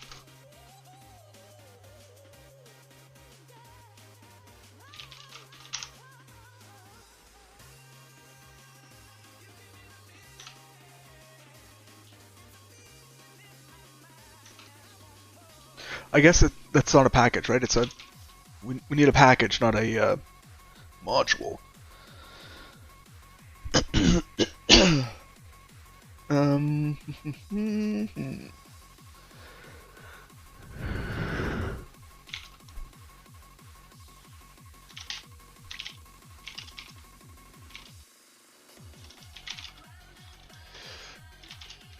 What are the directories?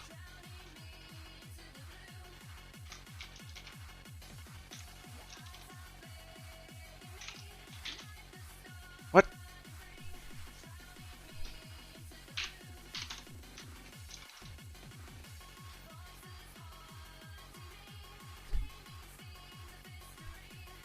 A plus. It's going. We're kind of rabbit holing a little bit, but long story short, there's a problem where we're doing push matrix pop matrix in OpenGL, and that always reads the current matrix mode. And so a lot of the code that's been written does not realize that it needs to reset the matrix mode before it goes to pop. So it's like function A sets matrix mode to model view, and then pushes matrix, and it defers just a flat vanilla pop matrix. But that defer statement will read the current matrix mode, so if a subroutine sets the matrix mode to projection somewhere and leaks that, the deferred pop matrix will pop the projection matrix stack, which may or may not have enough in it, and so we're getting stack underflows. So to fix that, I want to add a helper that takes a func and runs it in a certain matrix mode. And then when I was working on doing that, I was looking at the dependencies of packages in glop because I wanted to figure out where to add it in glop. And now I'm trying to get the tool that I found to print dependencies to work.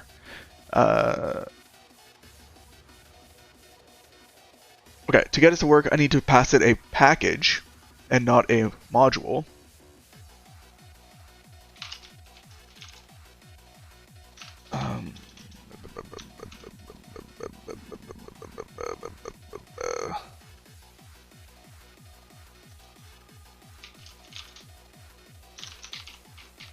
List, I think, is what it does it.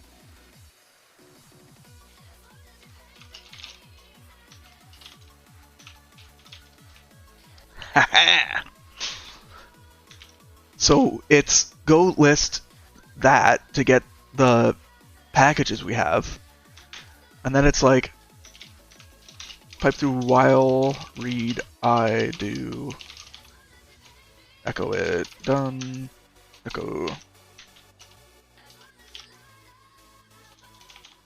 run depth on that. Yeah. Oh.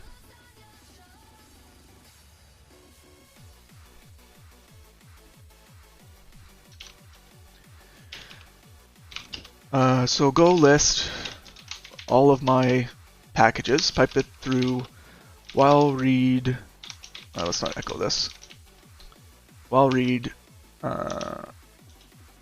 package do.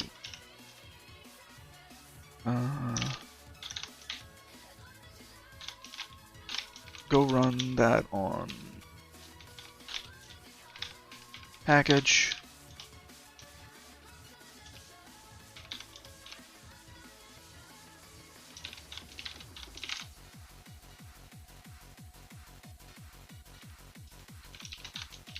I don't think the packages will have spaces in their names, but in case they do.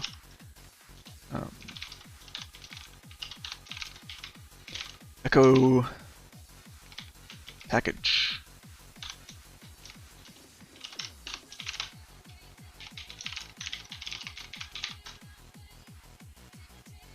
Ah.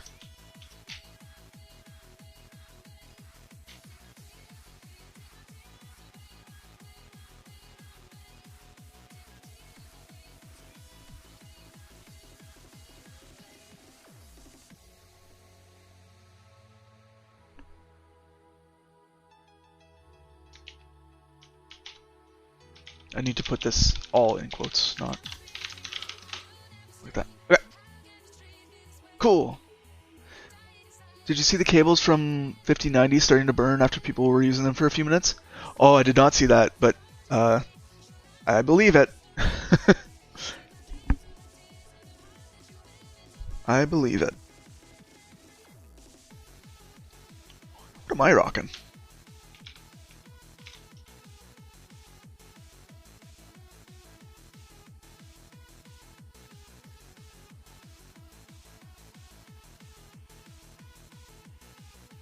I forget what graphics card I have.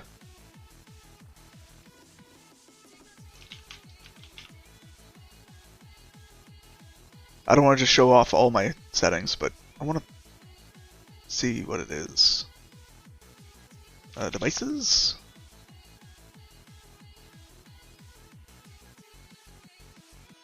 Yeah, 3080 Ti.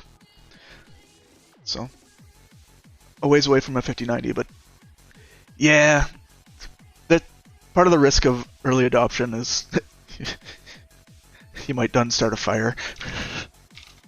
Alright, so what do? We said, hey, we've got a nice little helper for you. It's list all the dependencies called depth, and it's a phony dependency. It's a phony makefile, or phony make recipe.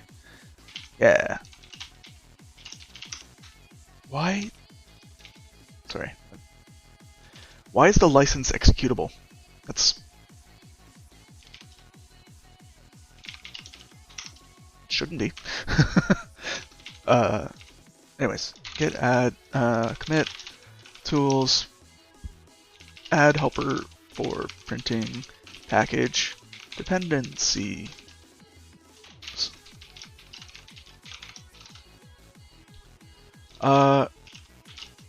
Nobody gets to run the license file.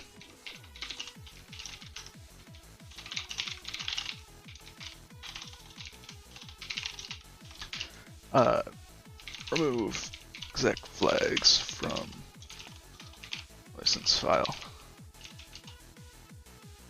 How would you even? But anyways. Okay, I need to take a quick break, but I'll be right back.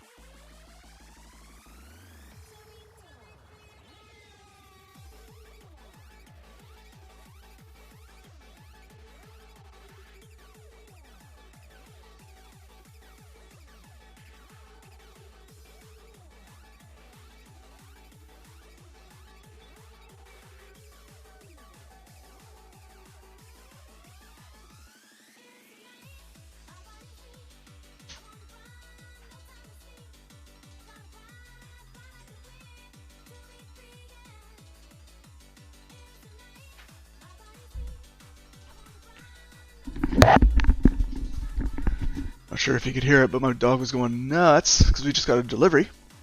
New PC case. Using it to build up a little media server we're going to have. But back to this. We're going to want to know where to put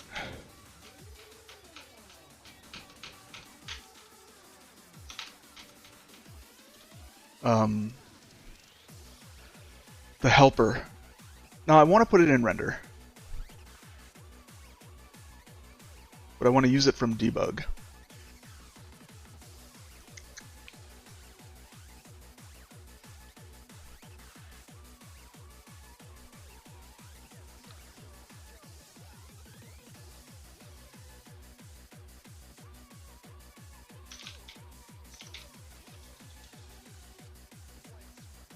I guess we don't need to echo it, eh? Kinda echoes it already.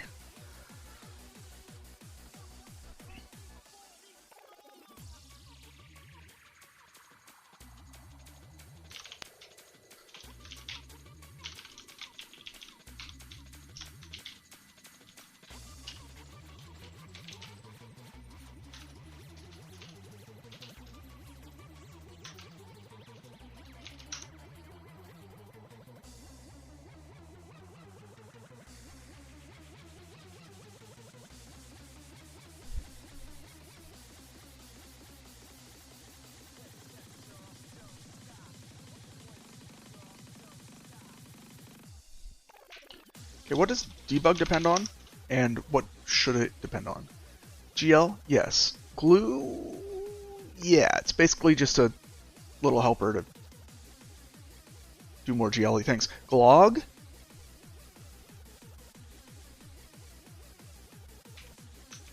I don't know. Glog's pretty good in terms of just std libraries dependencies. Debug depends on image manip. That's standard things. I mean, I guess it says it right here.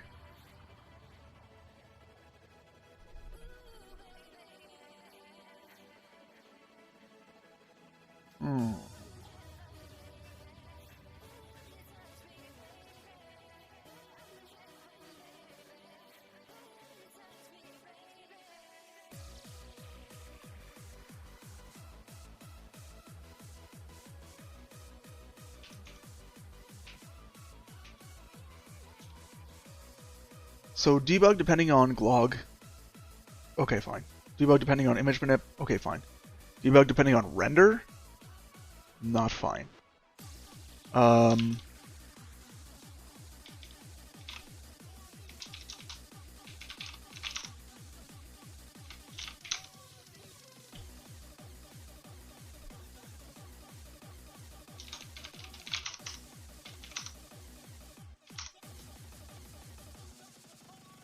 Do these belong in debug or do they belong in render test? I think these belong in render test actually. You keep hopping from language to language, finished a book on C#, made 2 projects and spent the whole weekend reading about C++. You don't know why you do it, but been happening for a year. I bounce around a bunch of different languages all the time. If you ever want to lose a lot of time, go check out rosettacode.com.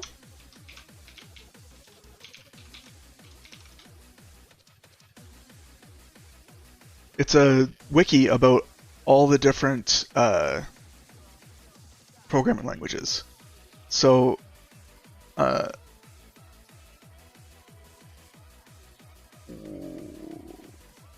changed a little bit since last. Yeah, okay. Go to a random page.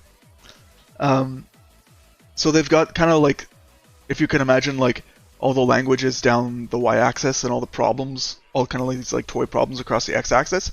So basically a matrix of these, right? So you can see how you would implement different things in a certain language and how each problem would get implemented differently in terms of a different language. But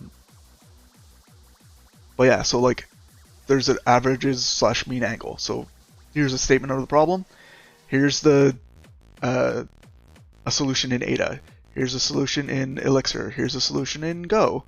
Here's a solution in Haskell. Here's a solution in, you know, they get to be somewhat esoteric sometimes.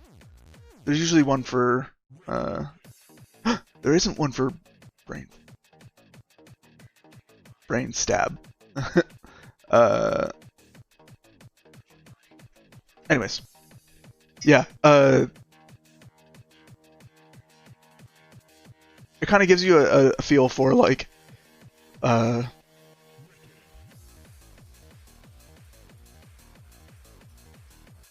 just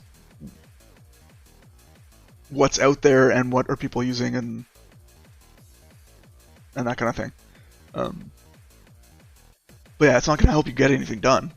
It's just going to distract you and teach you new languages you might want to look into. But I think it's a good thing to look into other languages. It helps change and inform your thought process. Like the higher order functions that I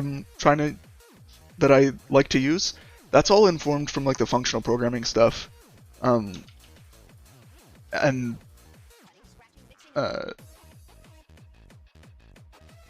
I found that knowing that stuff really helps me read like old JavaScript code where they're like passing callbacks everywhere and all this stuff. Like, it's a good way to add to your toolbox is to look at a new language. It's a good way to be exposed to new ideas and patterns that can be useful in more general senses, if that makes sense.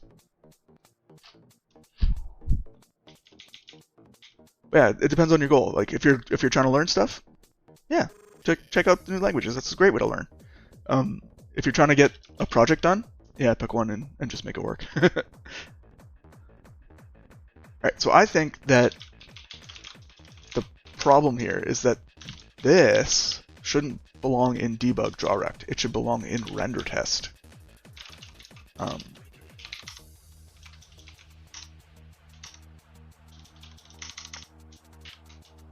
So let's put it there.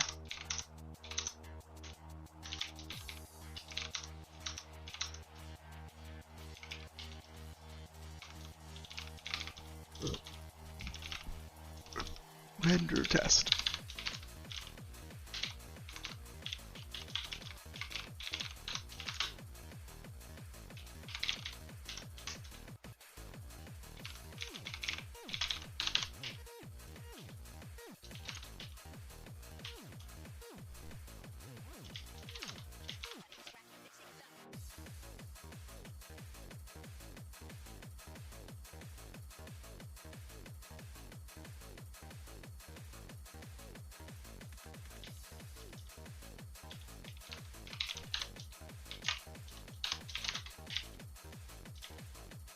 One thing at a time. We might want to move screenshot RGBA, but for now we're not going to.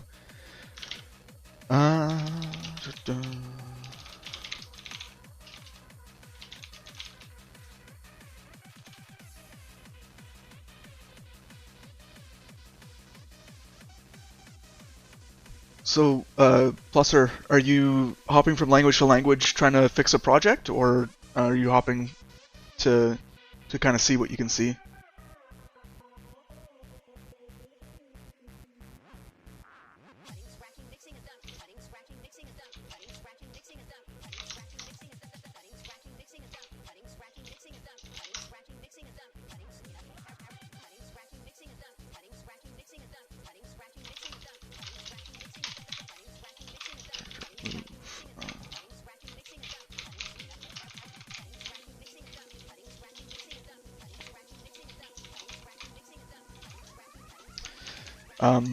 This is saying what? I want to say why. Refactor.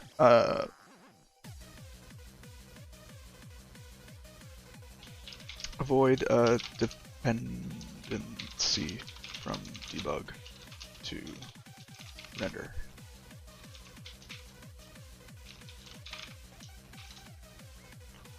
Yeah.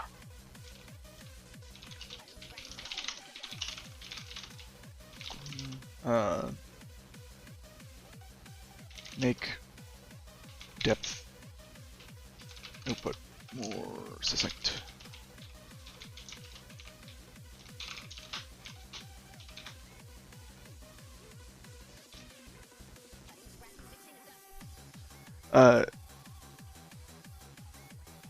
Just because you can you can do something interesting in X, yeah. Even though you're currently using Y and could do that in Y as well, might just be brain rot.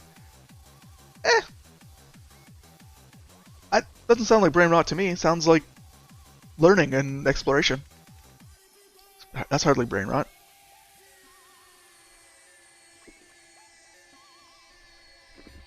Distracting? Yes. Brain rotting? Nah.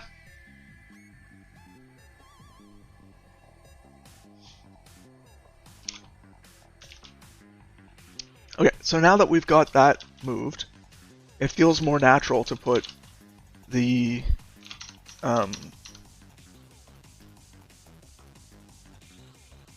matrix mode helper guys in the render package.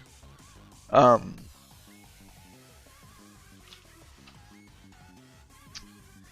I was about to name this context, but that's too overloaded in Go. These are like higher order functions. These are helpers. These are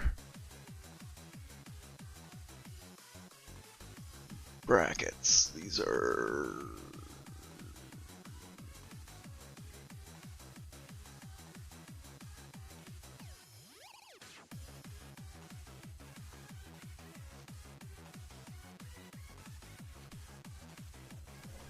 render higher order helper functions.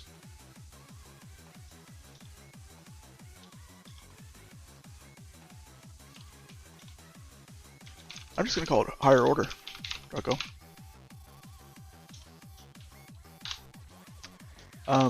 But this is test-driven development, so let's make the tests first.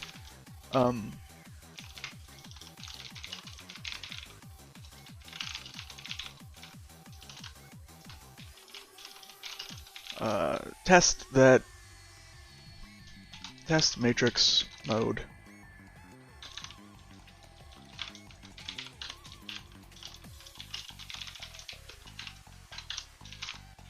Ooh, did not mean to close it.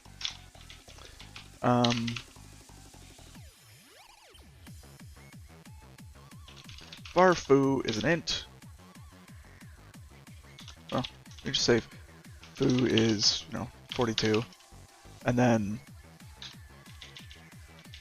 this is not render test. This is render underscore test. Render dot with matrix mode gl dot model view.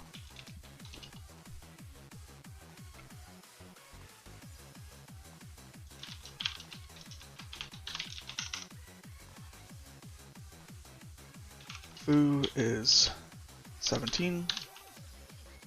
T dot assert assert dot equal foo 17.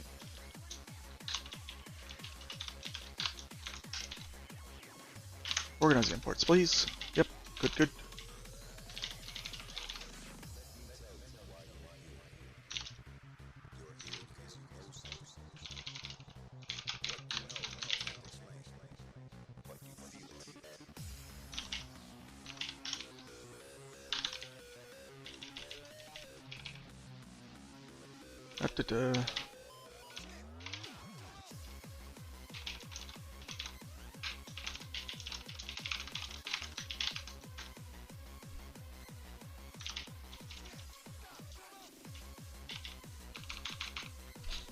So, with matrix mode, I'm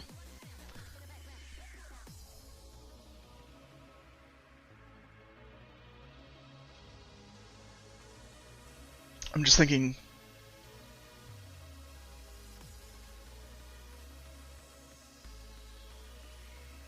I'm gonna want like a with matrix in mode.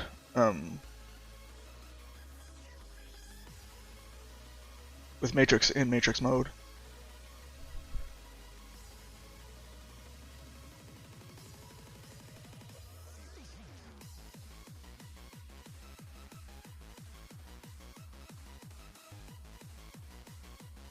I'm trying to think what the API that I want is.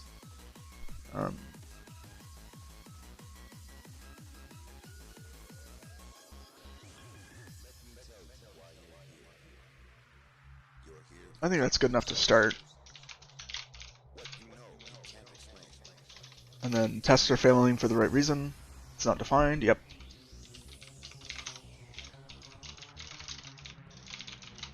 Add test that with matrix mode. It's there. Oh, let's green it. With matrix mode. Takes a GL enum.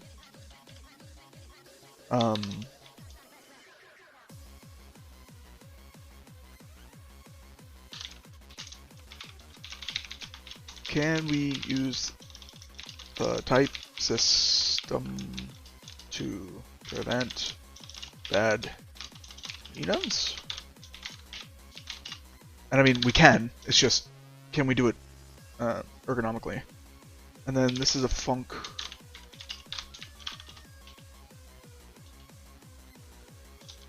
And we do this, and we just call funkin.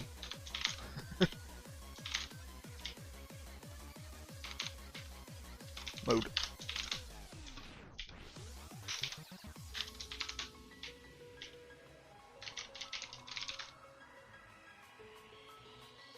Hey look, it's green.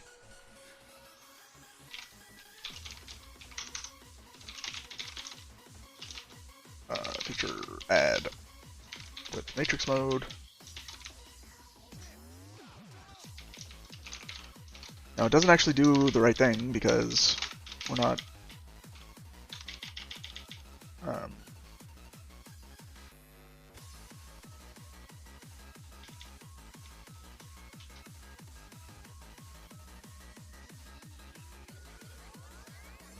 we're gonna have to run it in a render thread too.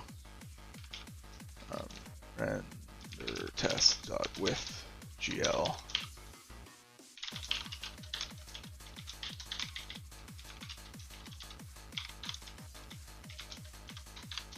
Right.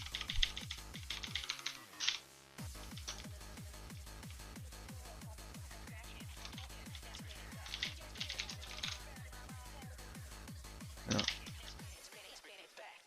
And then this is actually like we need a helper for getting the current matrix mode. Func get the current matrix mode. Turn to GL, and let's just return map mode.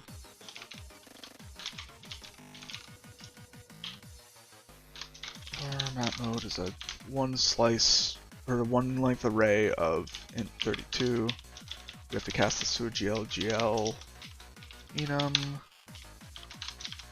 GL get integer the matrix mode into this as a slice, please. Thank you.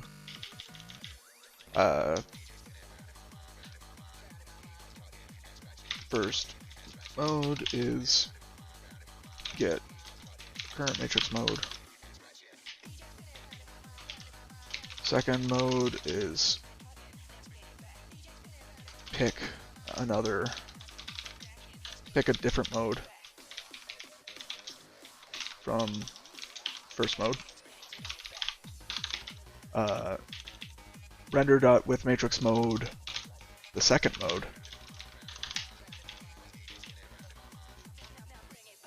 Actual is get current matrix mode.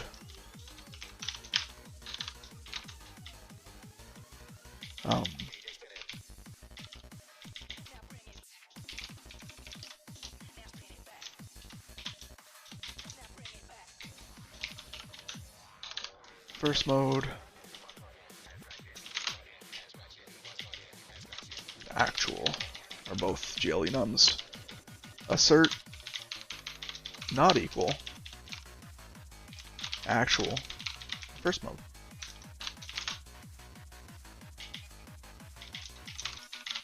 Pick a different mode.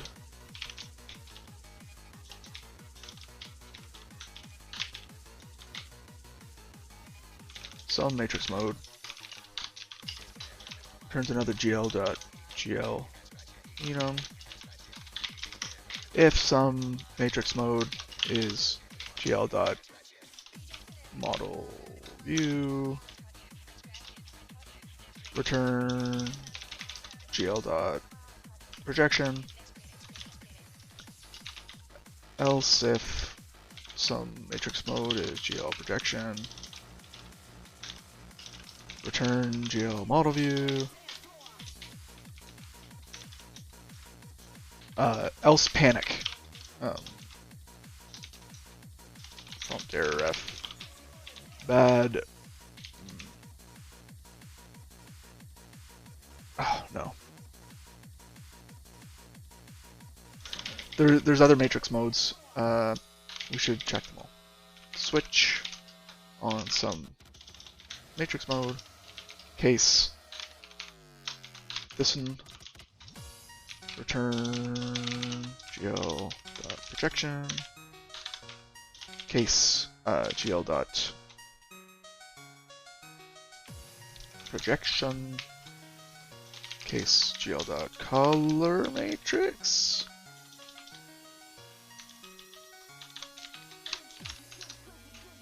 What's the doc say? Audio projection texture color. Model view, projection, texture, and color.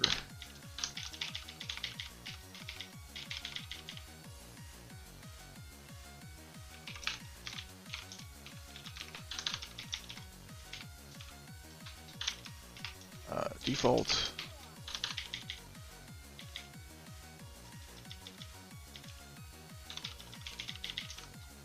That.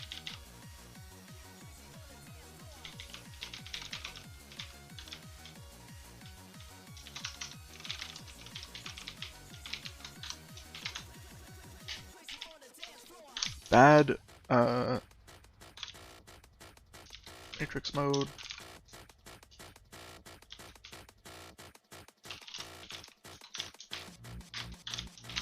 There.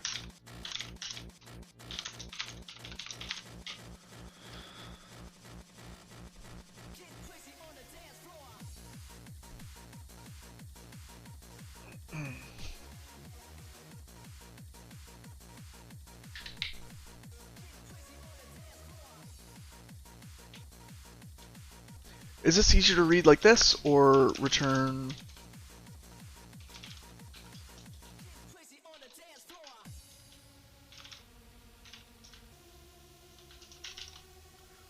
Where?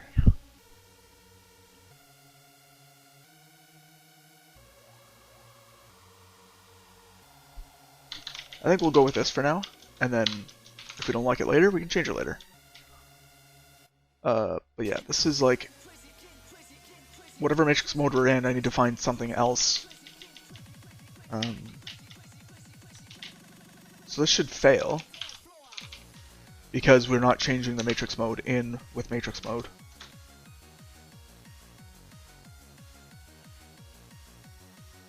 Yeah, should not be 1702.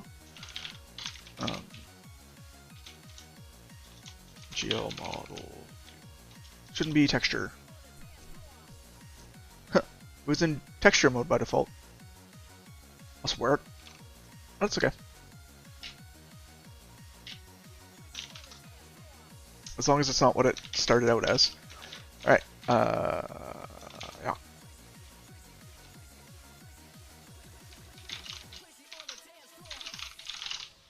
Test. Make sure with matrix mode changes the matrix mode.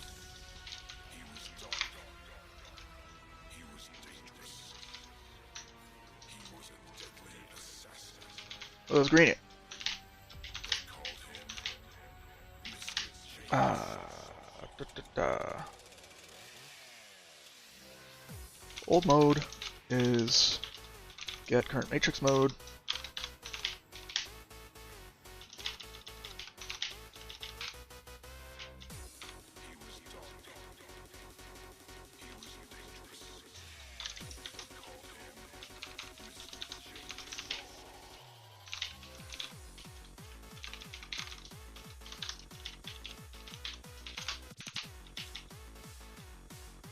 Defer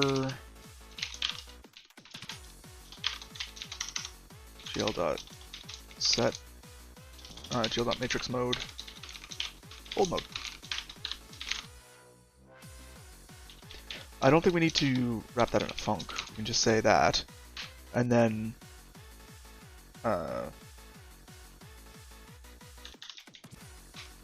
gl.matrix mode, the mode, defer setting the old mode. It should be green. Yay!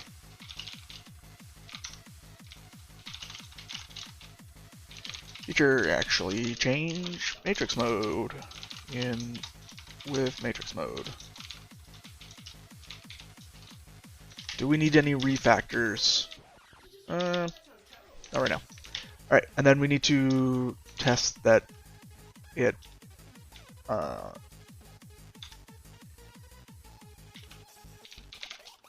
resets it. After mode is rendered get current matrix mode.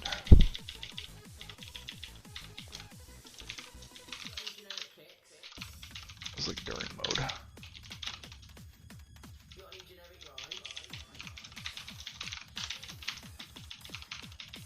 So during mode should not be first mode. But first mode should be second mode. After mode.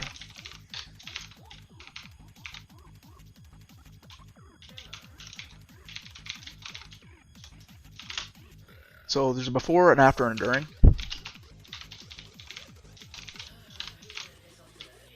Before mode is now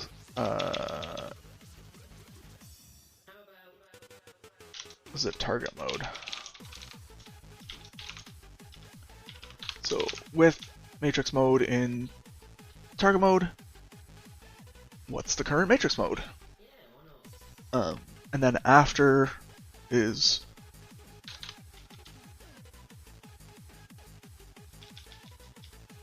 we better say like the target mode is checked. Because it shouldn't be some random one, it should be whatever was picked. So assert not equal. Oh, yeah. If before mode is target mode. Panic. Bad test. Need to find a different mode.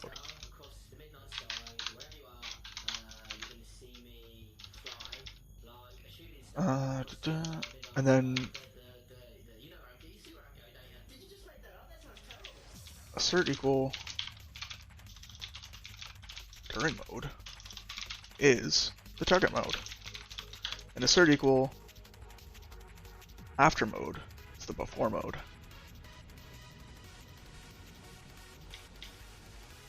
That they're not the same is captured here.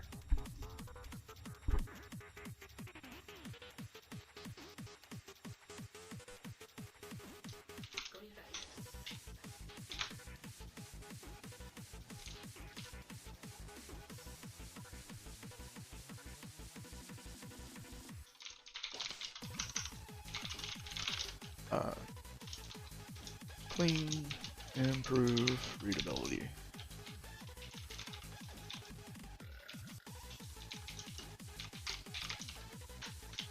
Okay.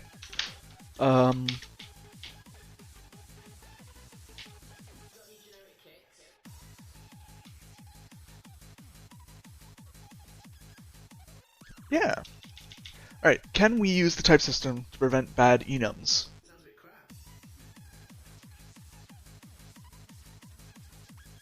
ergonomically, right?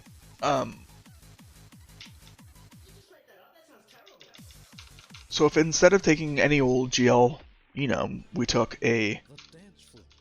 um, Final frontier. These are the voyages of your DJ. matrix mode, Immediate mission. To explore strange new music. To seek out new beats and new rhythms. To musically go where no man has gone before. Spock, I'm so sick of this theme song. Can you please play me some music I can dance to? Really, Captain?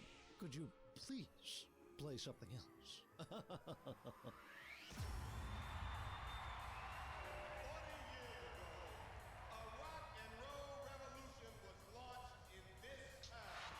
I forget how to write enums in Golang, but the internet knows.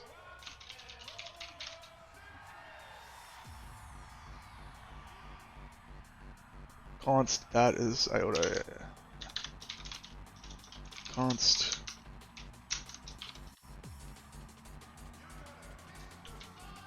Model view is iota. Model view projection. Matrix mode. Model view. Matrix mode projection. Matrix mode. Texture. Matrix mode. Color. I will put the U there. We don't actually want iota. We want GL dot model view. Like, why set things to not what would be helpful? And then this is GL dot texture. This is GL dot color.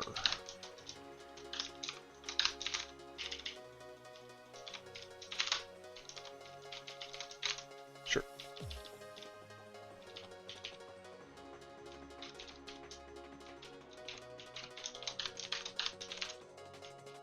Yeah. And then this should not return a GL enum, it should return a matrix mode.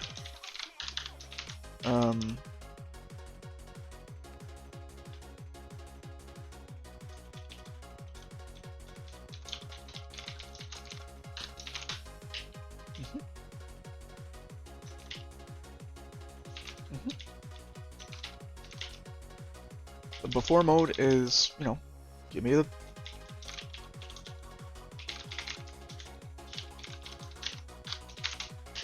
before. Now pick a different one. You take a matrix mode. Oops. Render matrix mode. And you return a render matrix mode.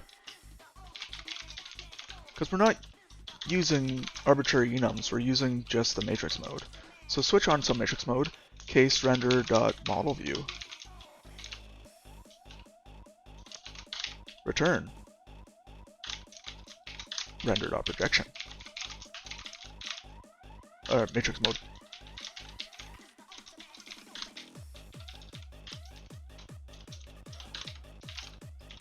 And then case render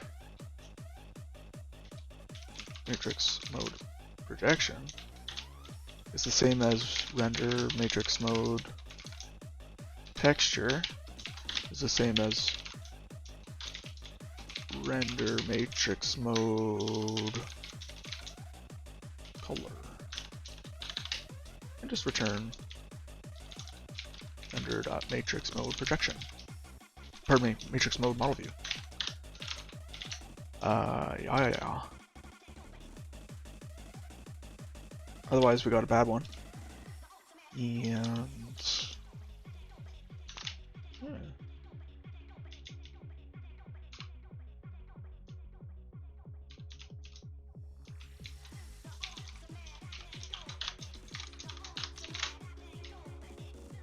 happiness.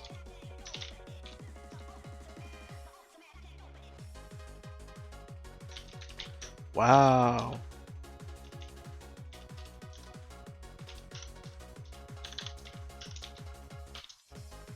What is that saying? That's saying that we're completely encapsulating the GL dependency.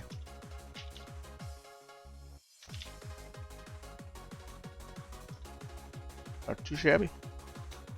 Oogie.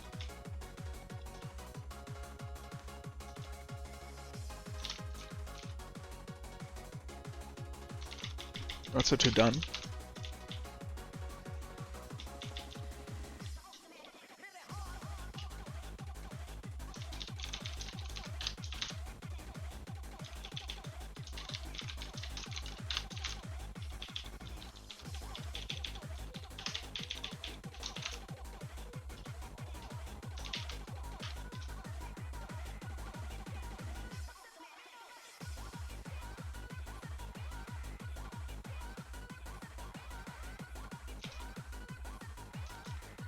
Alright, so what do we change? We said, let's not use GL enums, let's use a more specific type. And then we used it.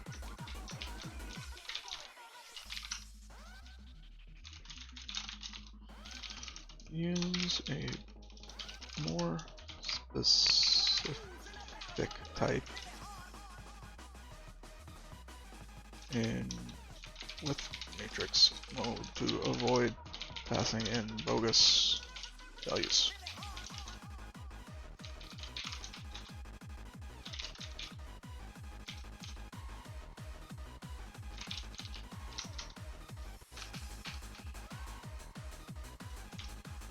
Okay. Now if we look back here, not only do we want an old mode, but we want to set a top of stack matrix. So let's add a helper for that. Oops. 2D red. Test with matrix in mode.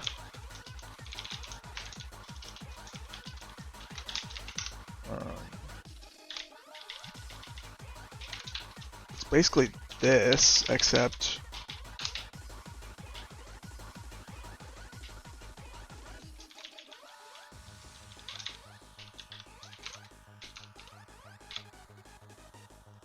and then we need a matrix here, 4x4.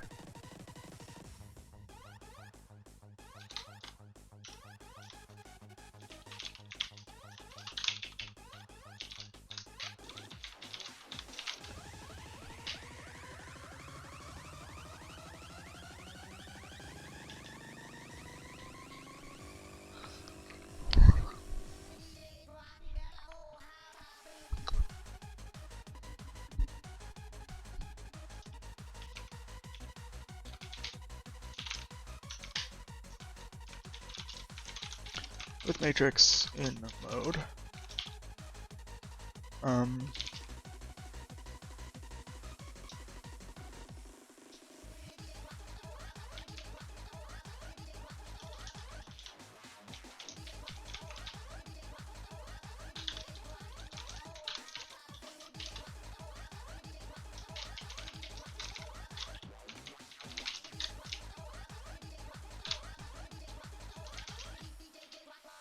There's a funk. And who cares what else it is? Alright, so there's a type called GL matrix, and it is just a 16 float 32s.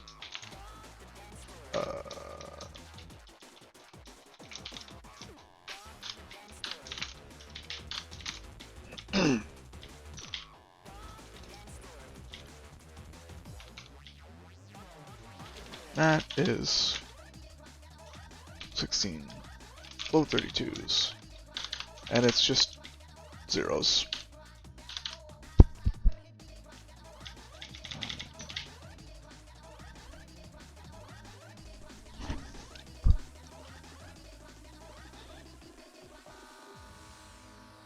I'm fighting my urge to not do TDD.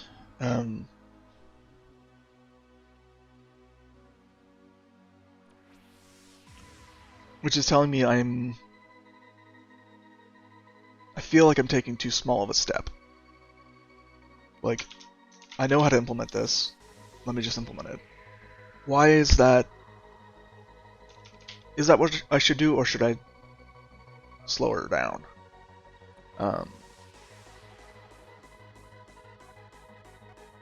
No, I'm comfortable taking the step, so I'm just going to take the step. And the step is just implement test with matrix in mode. Okay, so before, during, target, and after. Before matrix, a during matrix, a target matrix, and an after matrix.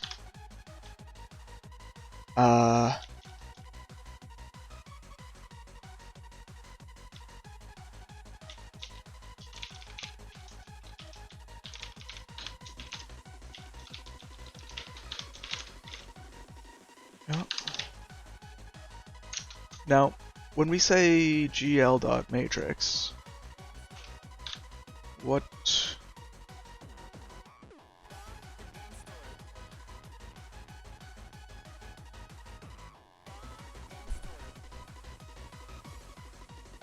Like, there's mult matrix, takes doubles and floats.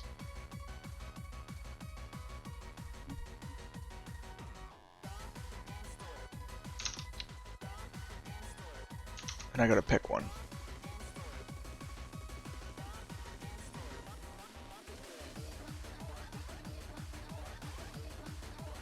Oh.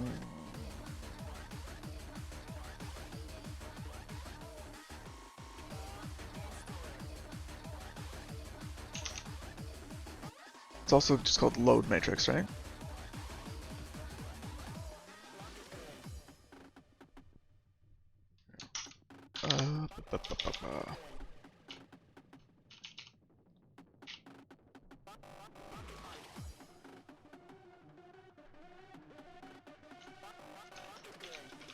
Before match is render dot get current matrix. Target is pick a different matrix.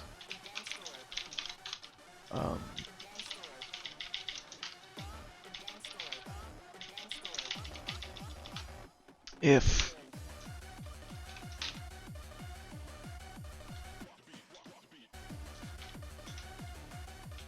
is equal before mat, target mat, that test need to find a different matrix.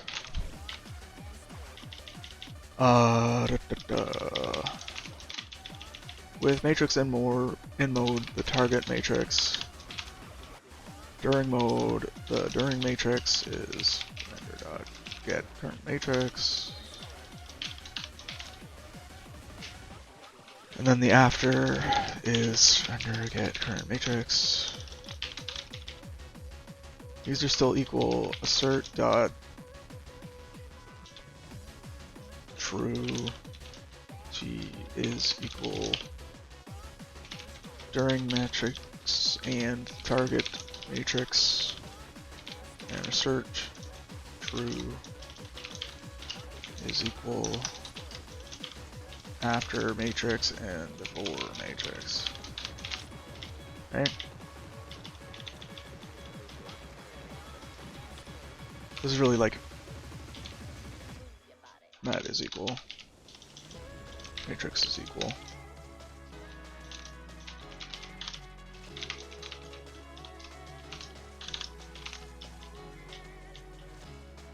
We're just going to use what we need right now, which is float 32s. If we need doubles later, we'll deal with it. But yeah, like, this isn't here yet. These aren't the droids we're looking for. Render GL matrix, not defined. Get current matrix, not defined. Pick a different matrix. That should be defined.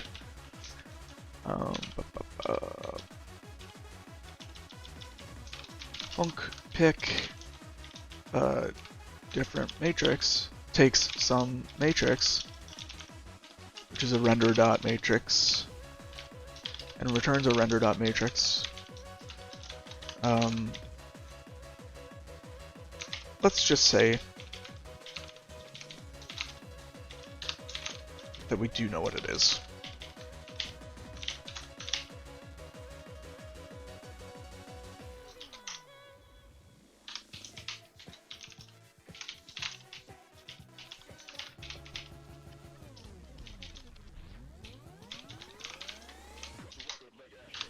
Yeah. So we just need to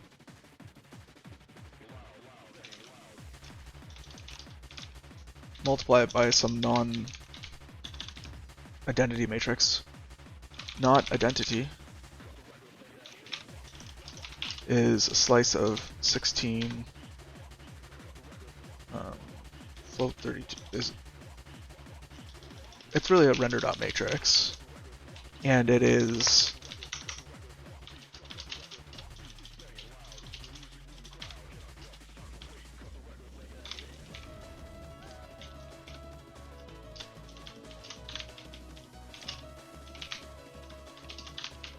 not this one. Anything but this one. Let's just flip X and Y. Right? Not identity.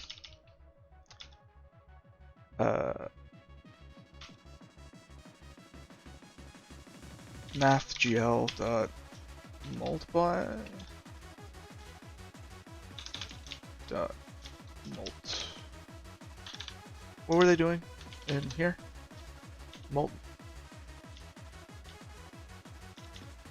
Multiply?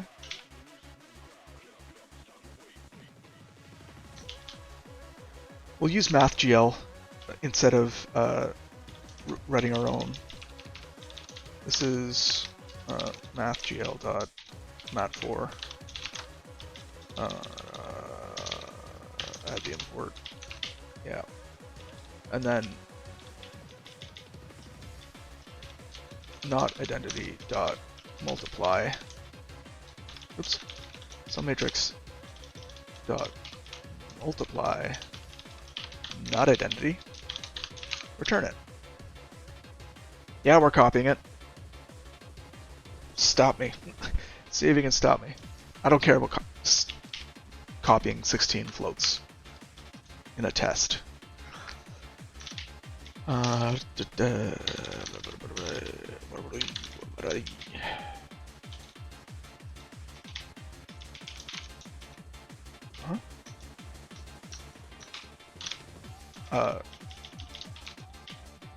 We do need MathGL though.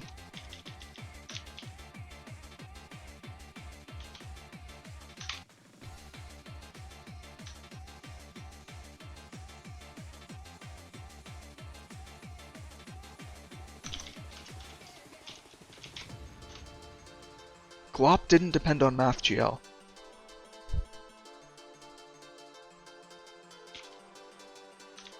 Kinda wild.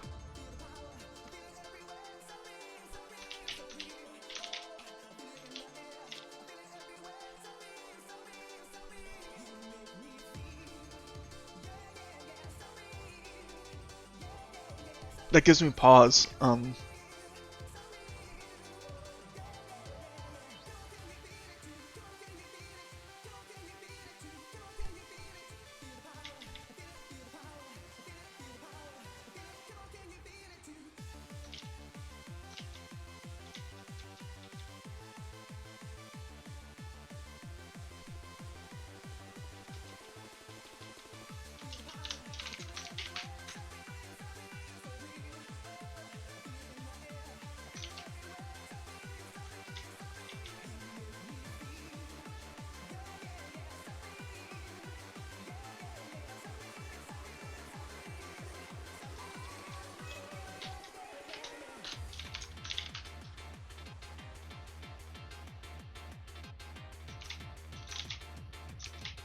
Yeah, okay.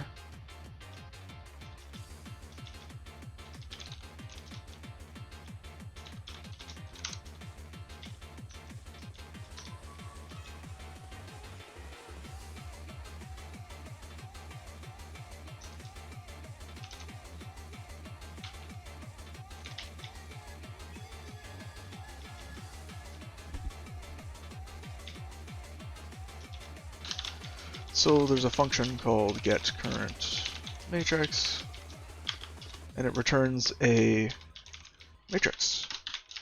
And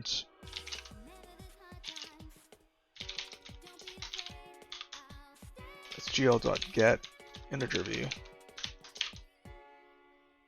gl.current matrix, gl.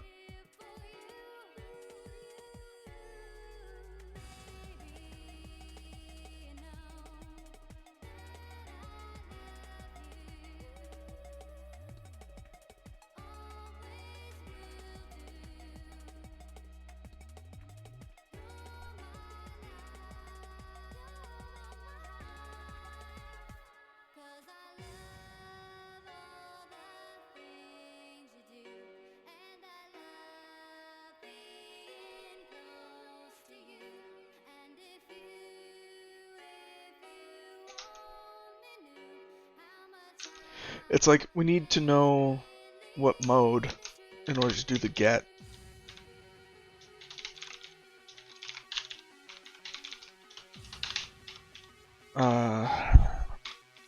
Switch on mode.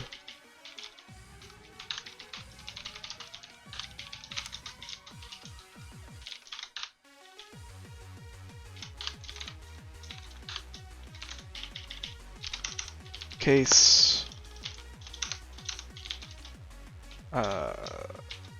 matrix mode model view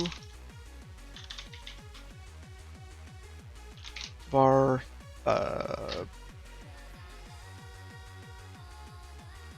get key, the gl and get key is gl dot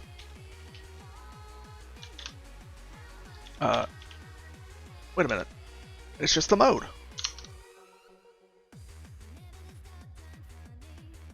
GL color matrix, GL model view, yeah.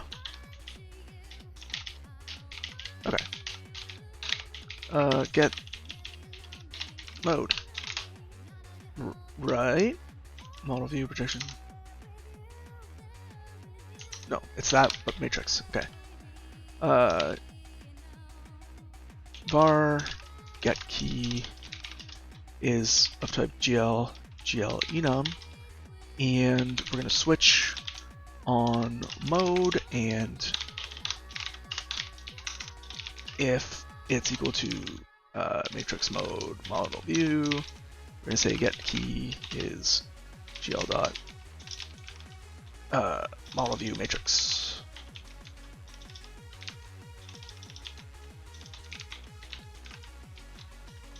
The case of matrix mode projection, similar, but projection matrix.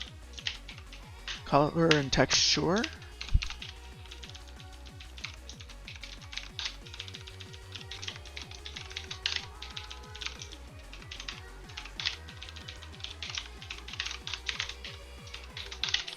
Right? And then get, according to the get key, into not integer, but float b.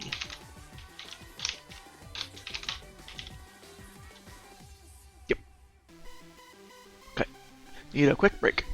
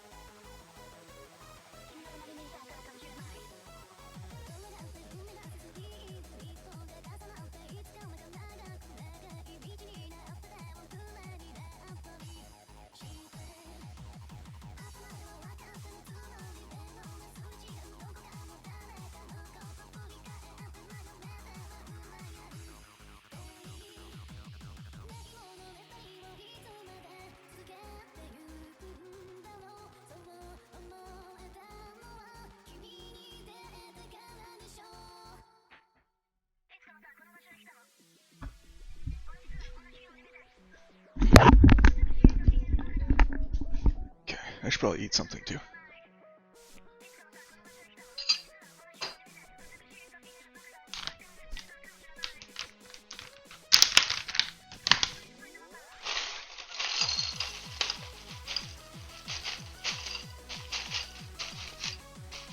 Oh, the granola.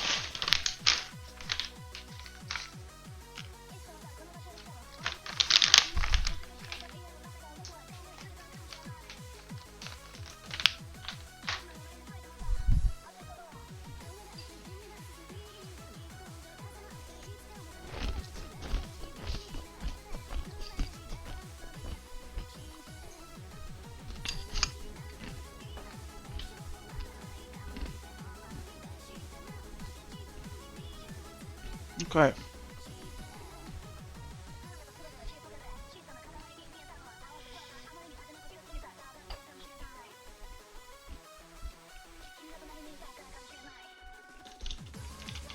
This would be render matrix is equal. What are we working on here?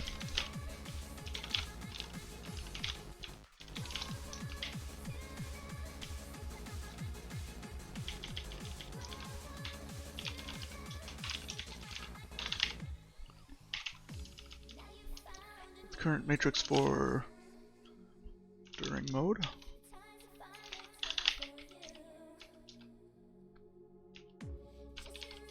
After mode.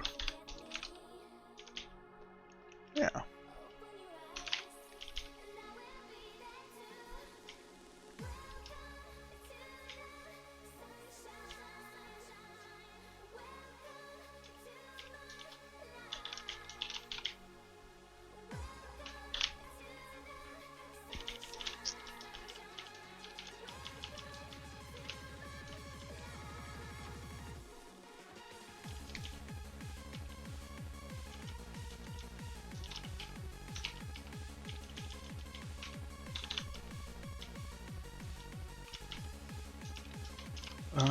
Da-da-da.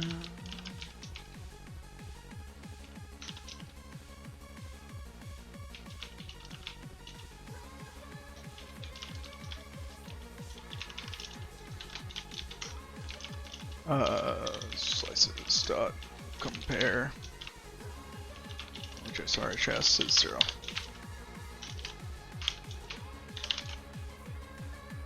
Ugh!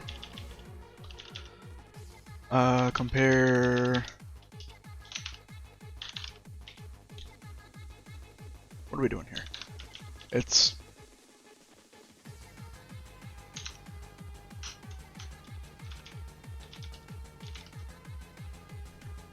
is it comp? Will comp be?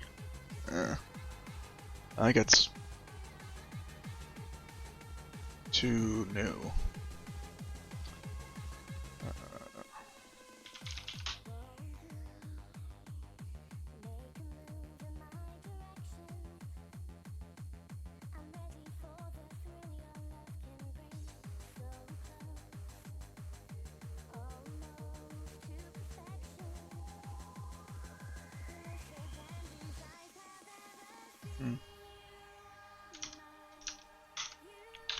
It's really just, you know, if len of LHS not equal len of RHS, return false for I in range LHS, if LHS at I not RHS at I, return false, return true.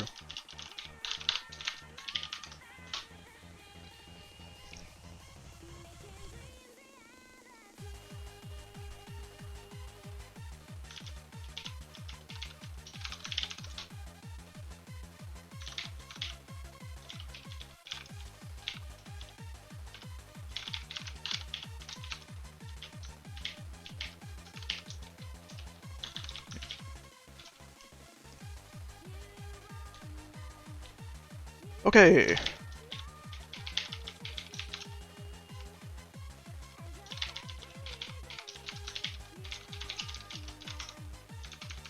Go mod tidy. Yeah, we do have a dependency on MathGL now. Okay. Go mod, go sum, render, commit test, add test for with matrix in mode.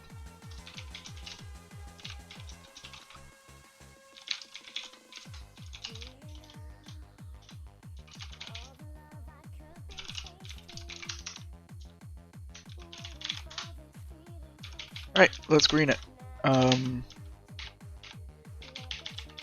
Hey look, take a matrix and a mode and a function, and it's like, with matrix mode, the mode,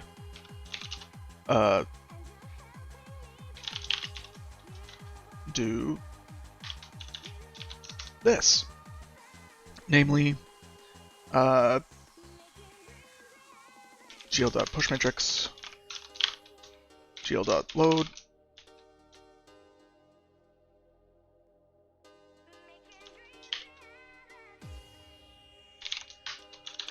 and then gl defer gl.popMatrix, and then run the function. Nope. Yeah.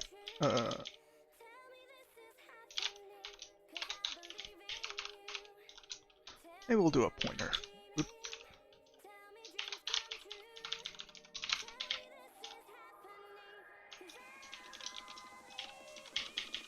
What is going on?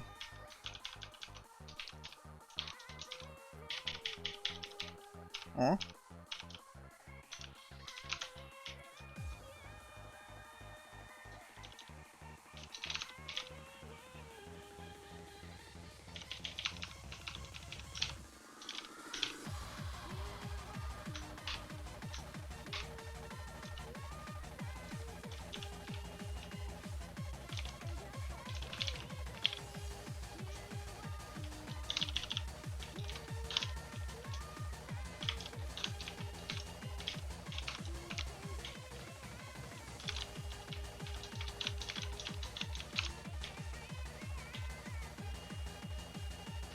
Yeah.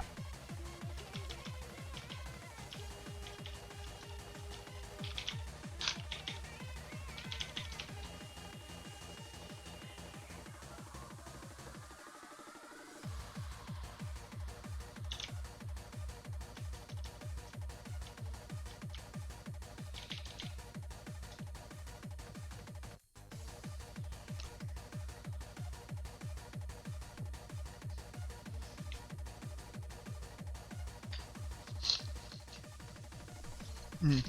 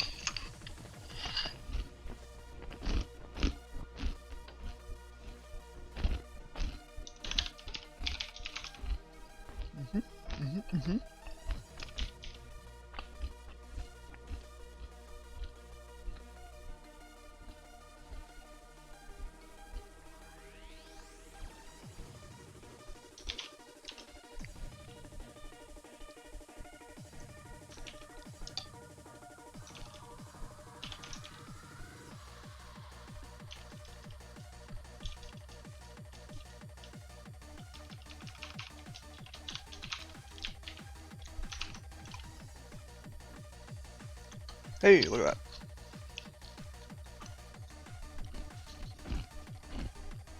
A bill of them.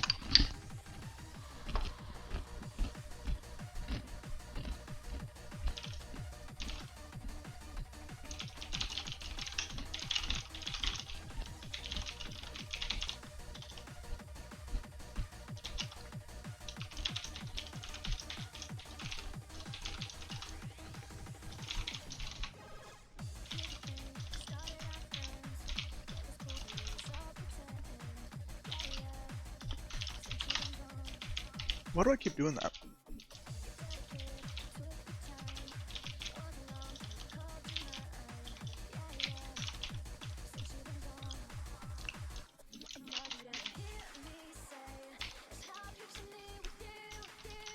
Oh, it was channeling white space here.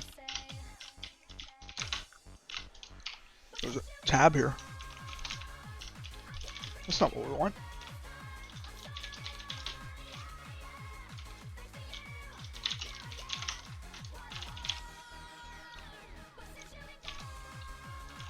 Okay.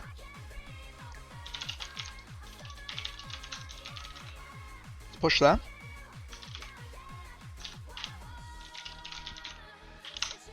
Let's reference it. And use it.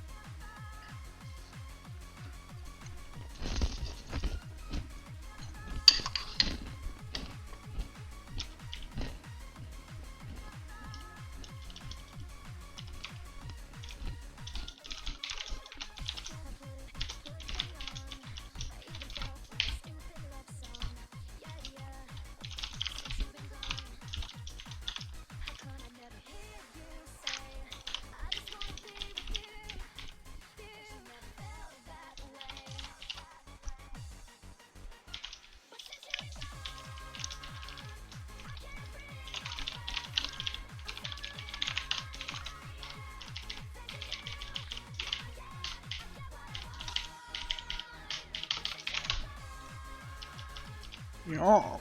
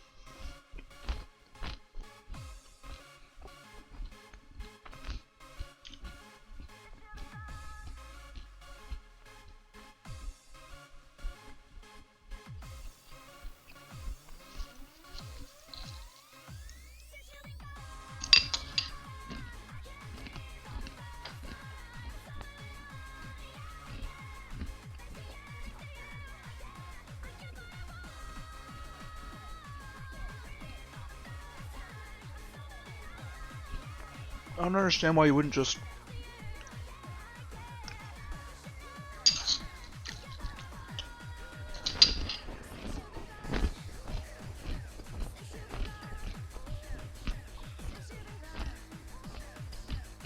x plus dx over 2, and y plus dy over 2.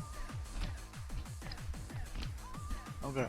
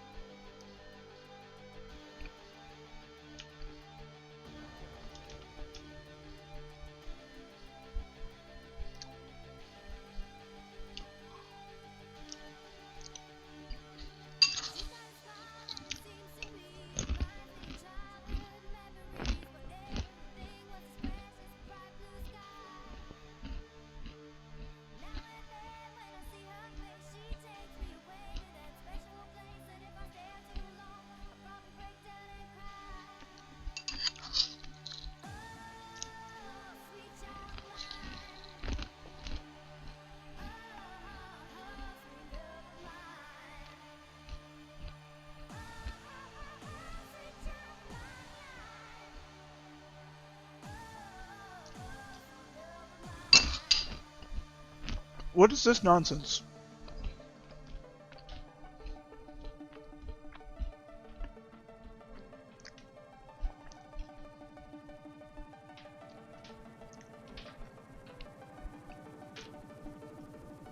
So I need to plug my headset in.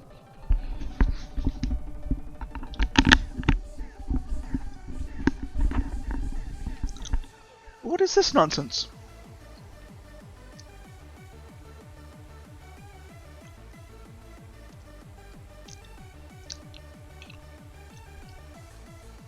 So x is equal to itself less z minus k. Z minus k is x plus k. So z is equal, x is equal to x minus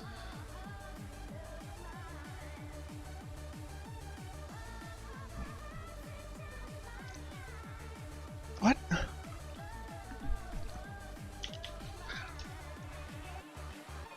This is just x plus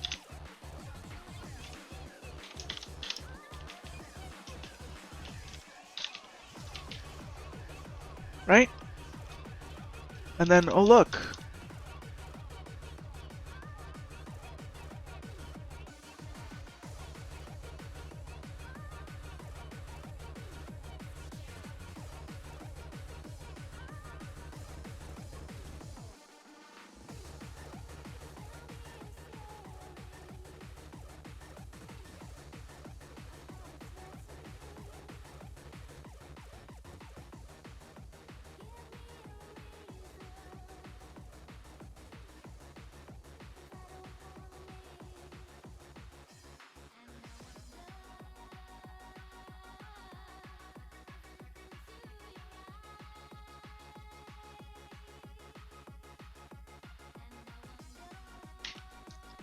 What?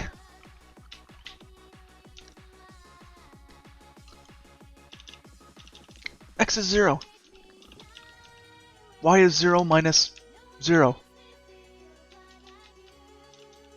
0 times... This is just 0!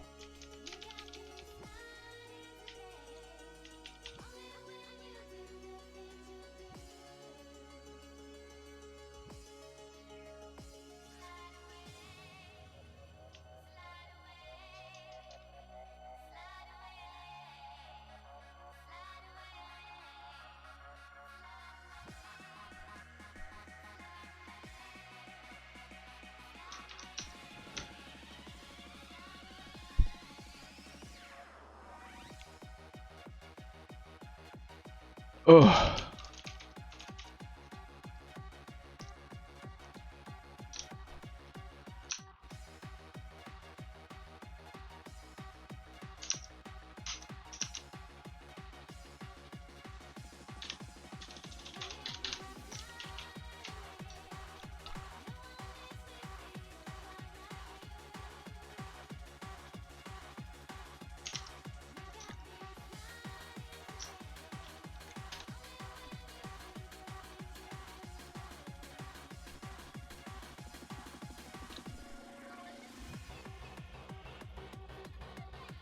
Okay, so they had trouble. Trouble.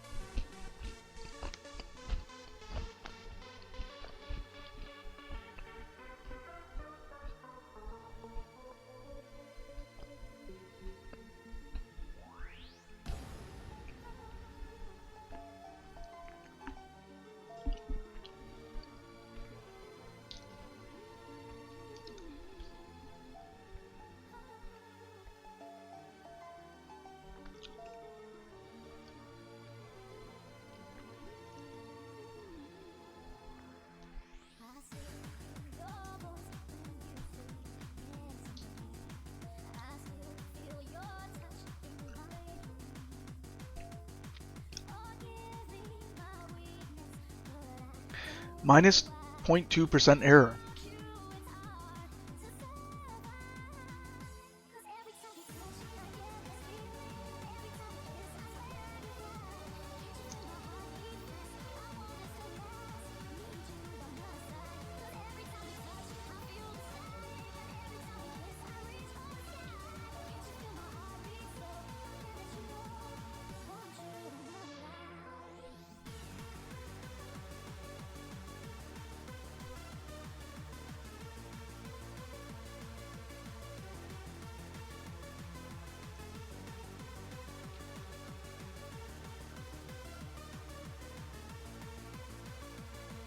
Thank you.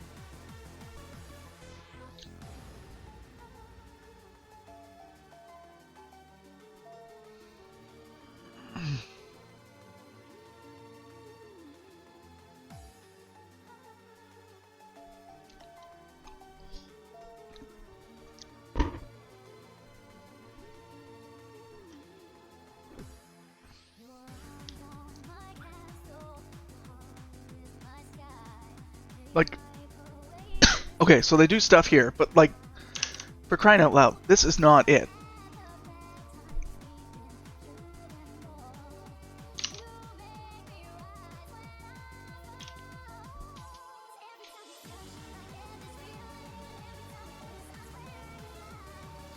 Never you mind that they don't return anything from this function. But I think the thing to remember is that Y will be returned. Or the thing to assume, I guess, is that Y will be returned.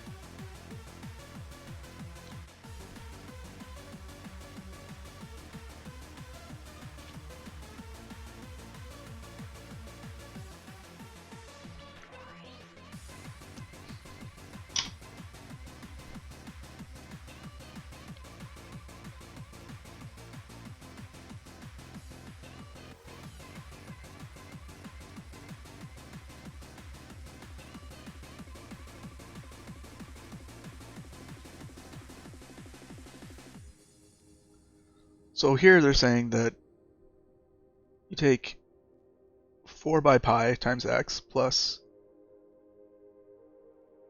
minus 4 over pi squared x times absolute value of x.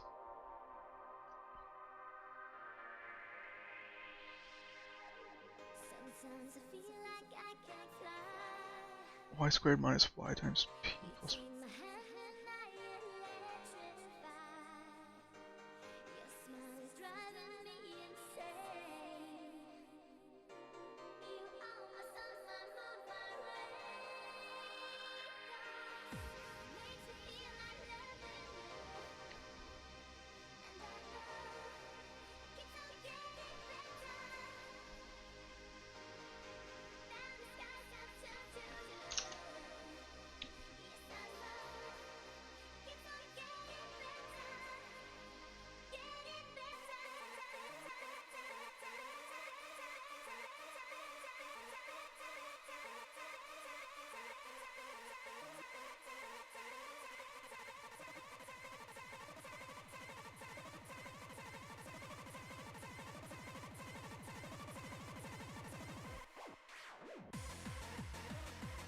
Is this some kind of weird thing in a float 32?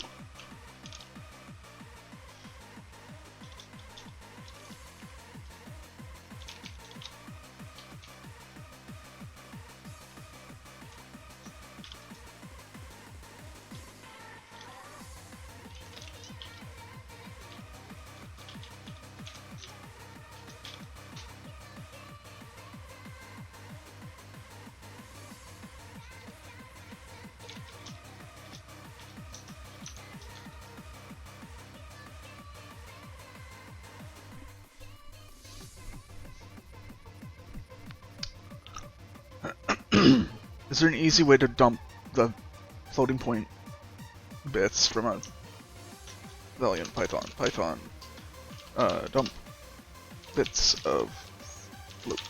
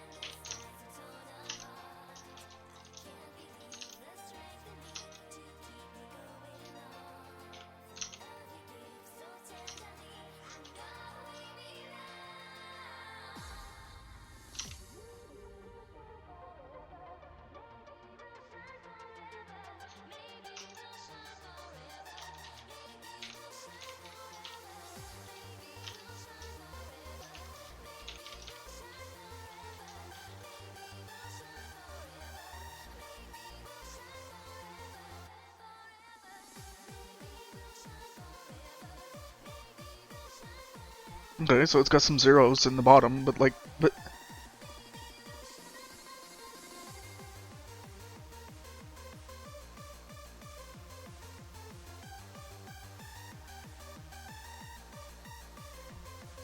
if you have a value in radians, it's somewhere between, well, I guess minus 2 pi and plus 2 pi. So x ends up being between minus 2 and 2.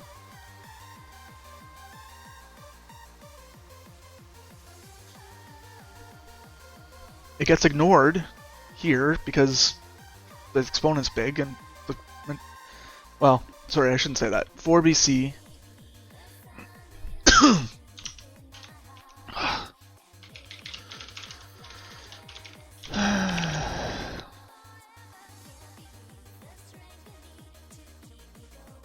so there's 22 bits of fraction, 8 bits of exponent. So this here is 4, 8, 16, 4, 8, 12, 16, 20. So OX 4BC over 2, 606.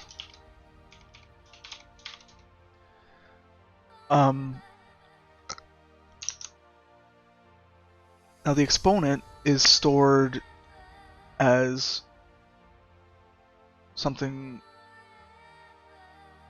minus that exponent.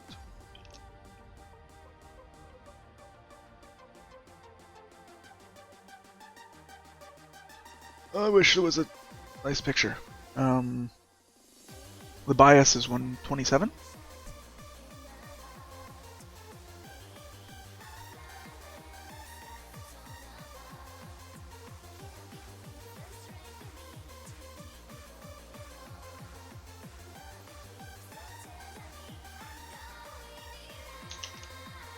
So 606. Wait, how many bits is that? 8 bits of exponent.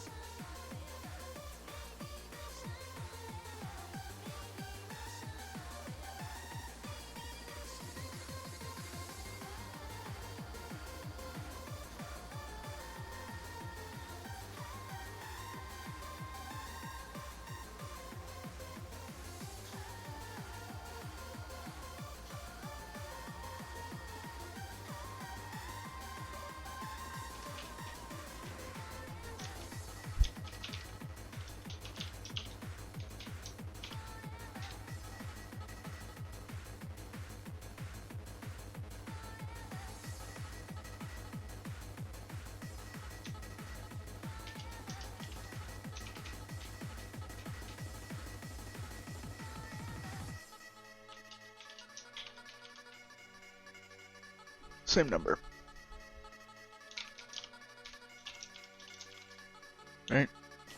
be shifted by 23 bits. Oops.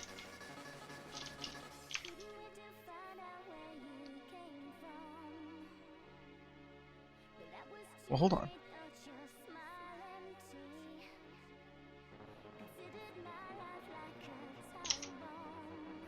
Oh, I need another couple bits. Okay. So shift it down by 23 bits. We're at 151, right? And so then minus 127, 24.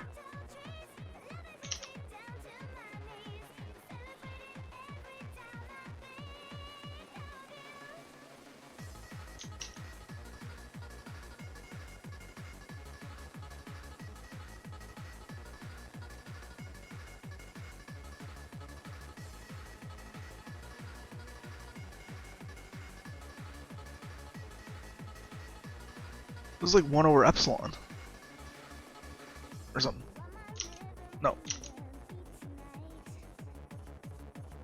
No, I don't know what this is, other than BS.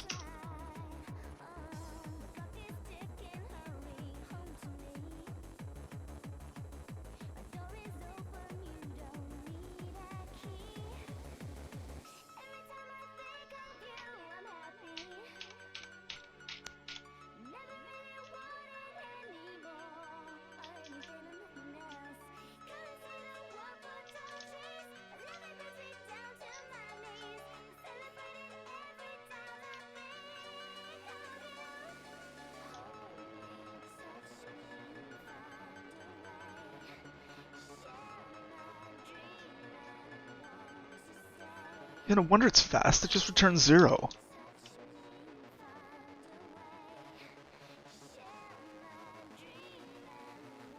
What?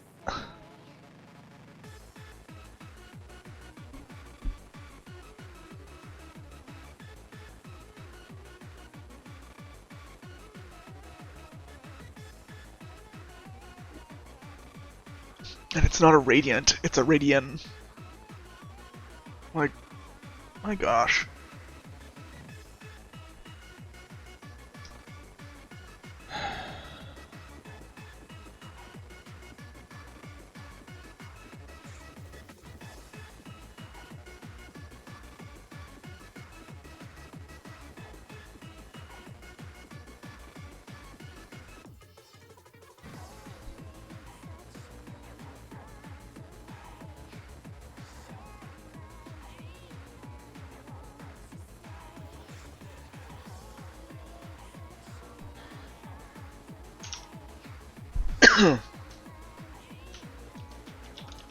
I Math Geo.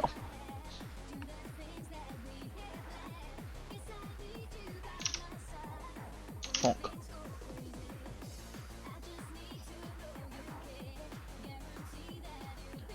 Okay.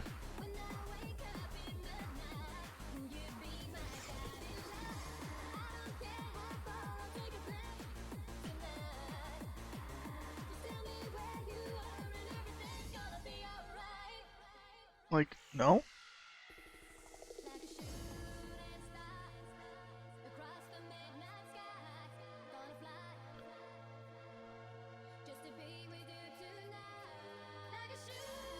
Don't ask Copilot, please. Math GL. Go GL Math GL.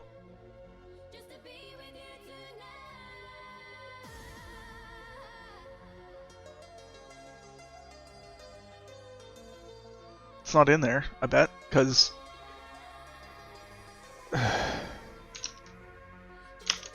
F sign 32. F.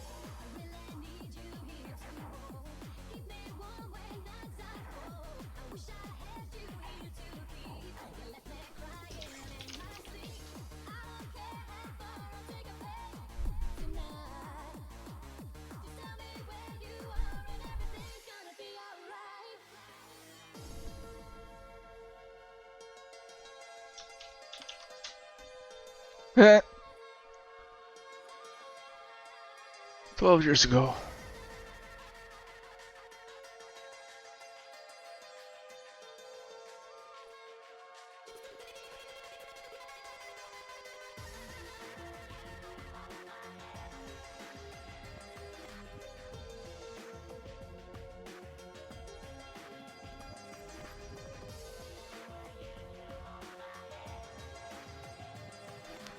Okay.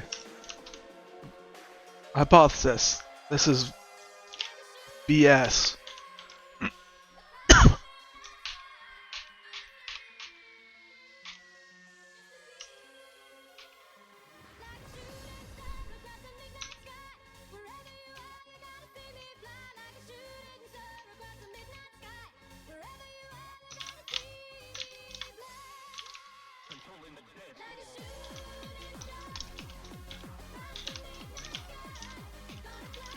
Honk.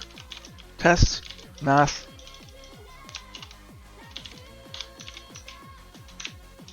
GL is full of it.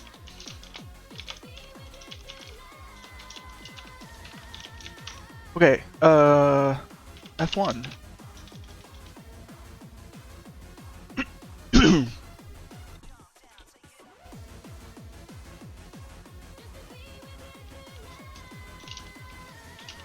Let's do like 60 degrees, right? So, a sixth of 2 pi. So 2 pi over 6, pi by 3.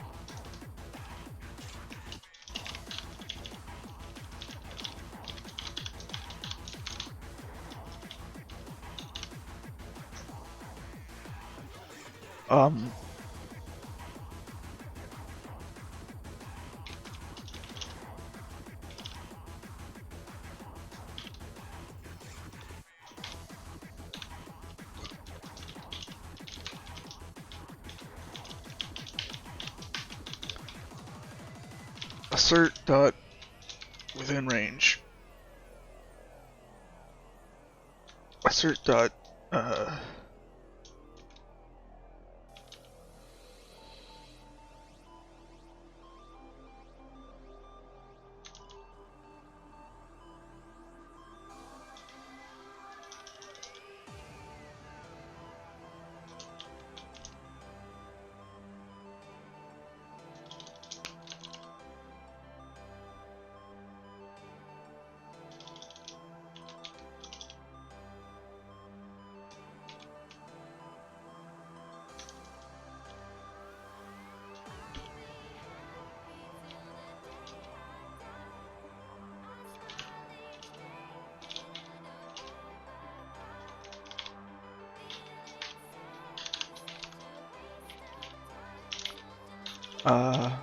math dot sign.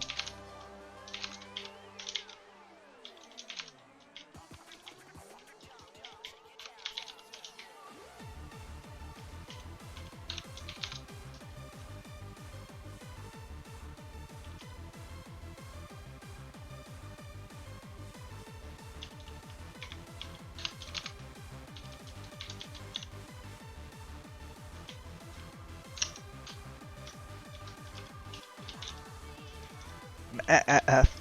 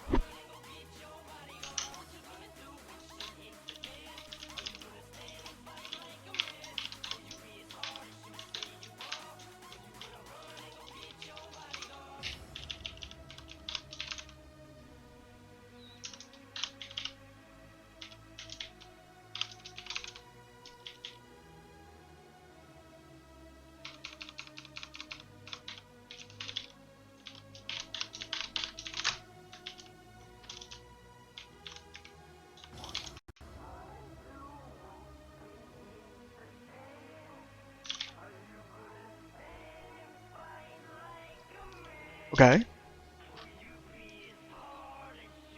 What?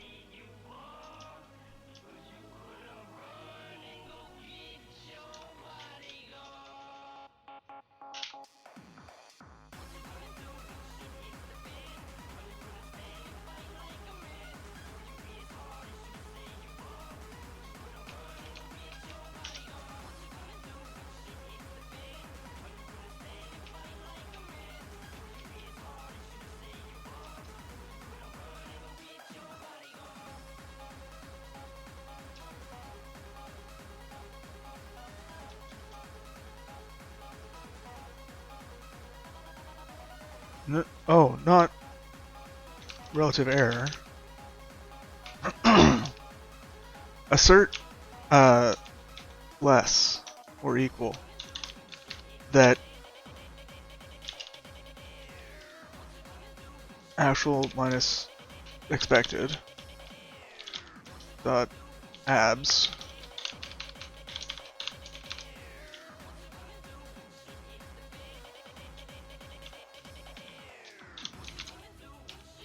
ugh.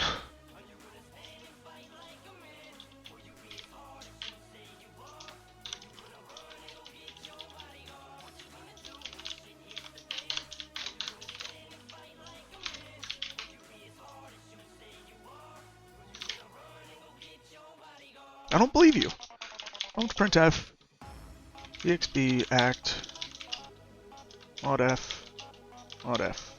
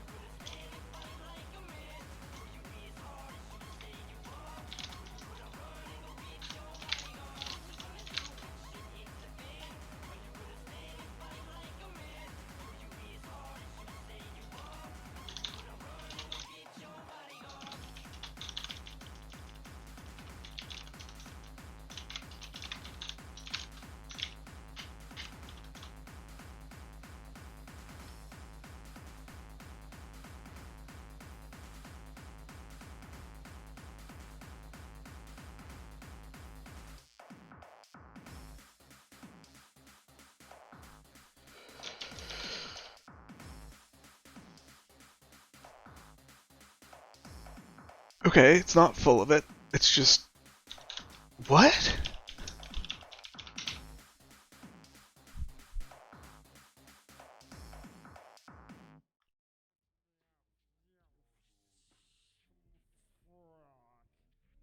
All right, people, are you ready for some hardcore? I got a couple of quick announcements to make here. Number one, if anybody thought it was a long fucking drive to get here tonight, you're all full of shit.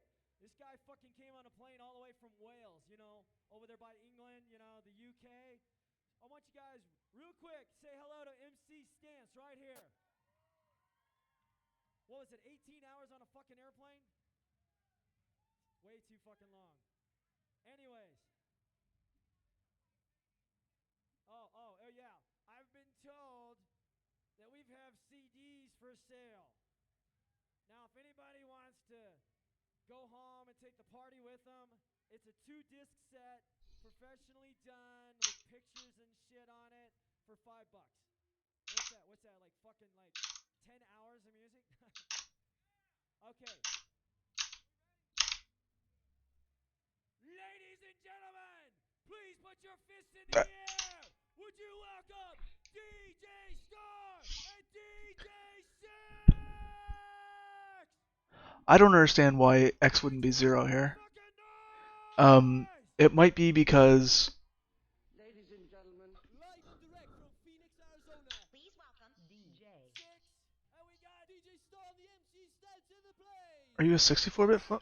No. You're not. This is but Let's get ready to rumble!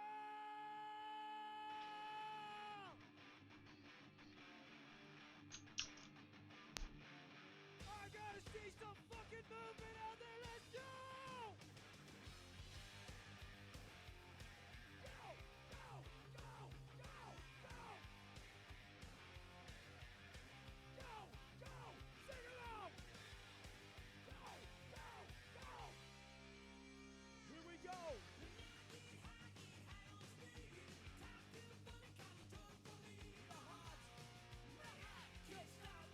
Come on, people, let's go! Let's go!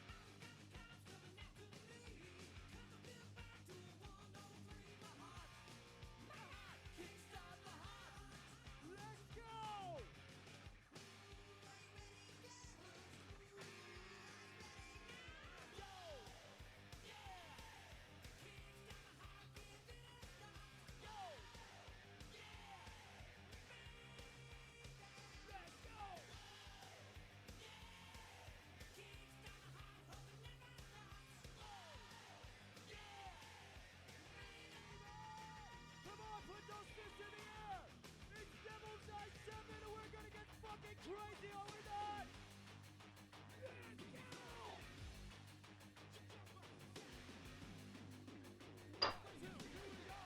they both do crazy random stuff. Whoa,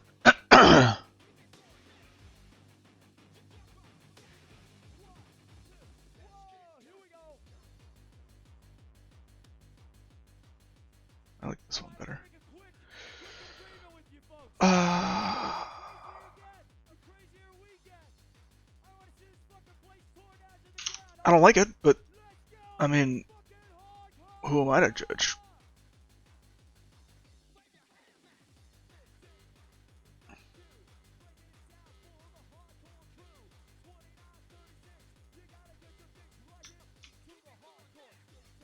MathGL is not full of it. Somehow. Okay.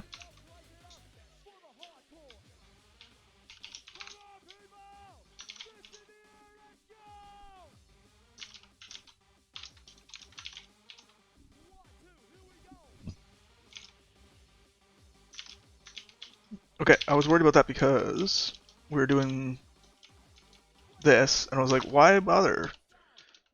And then I looked at that, and I shouldn't have.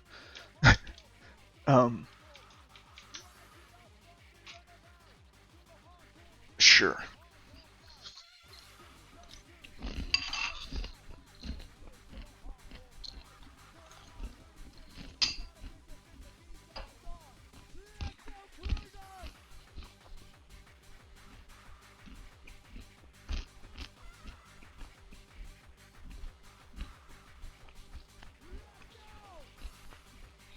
Like, they're worried about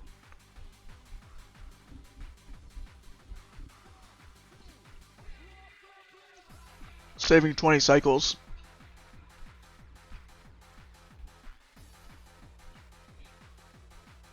When they take the sign. And then they do this. Like, no.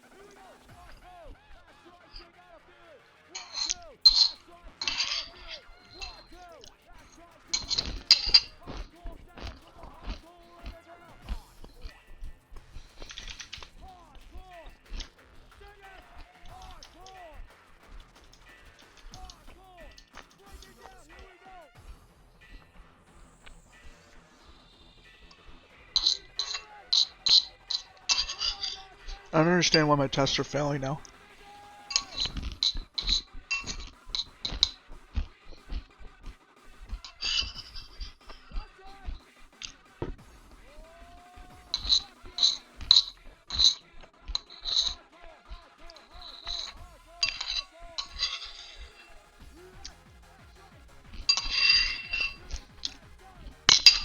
Saying that startup is failing.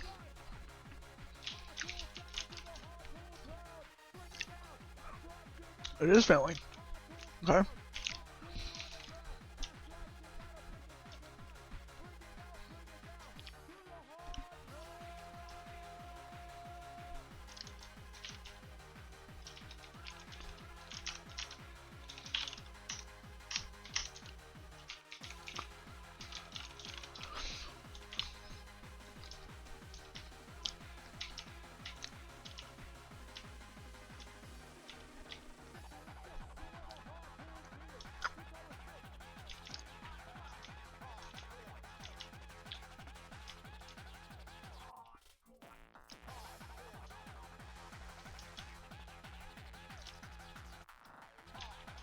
Okay.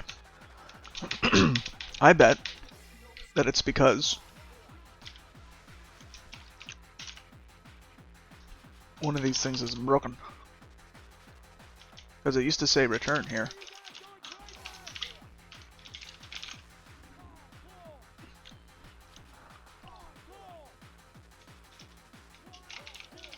Nope, I'm just wrong.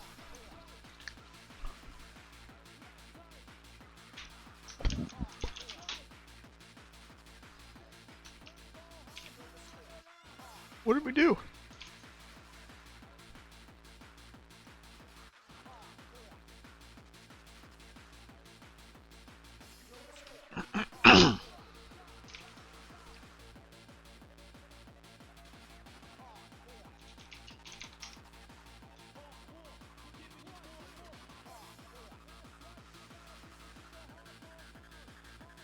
Okay, I'm crashing out here. Getting pretty tired, but we did a thing.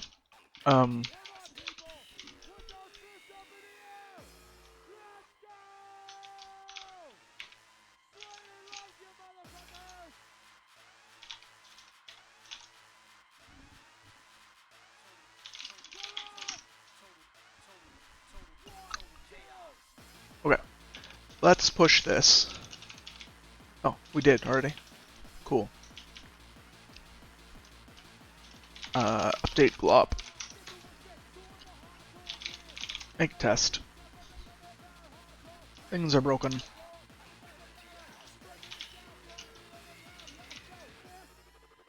I'm not sure what I changed to do that, but I did it.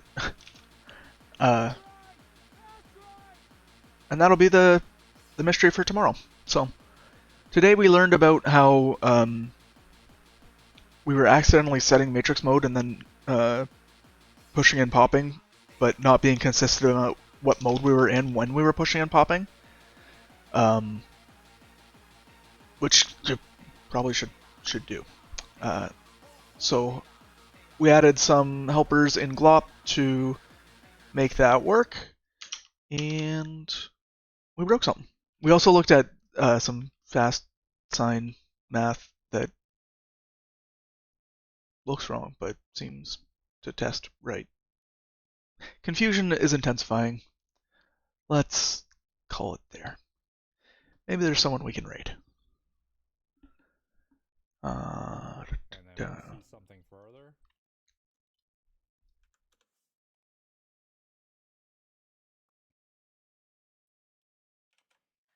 It's GCC 12. Wow. How much stuff did that make? That made a big issue. Anything with success.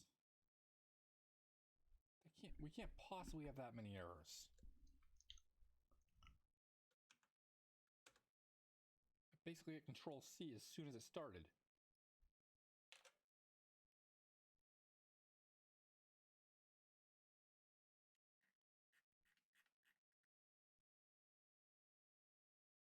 Same thing. Postgre. Yeah, why not? All right.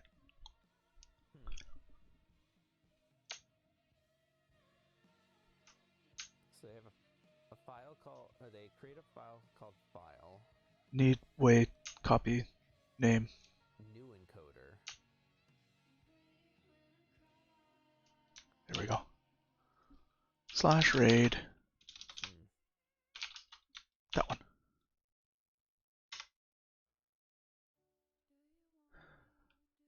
Well, again, thanks so much for stopping by.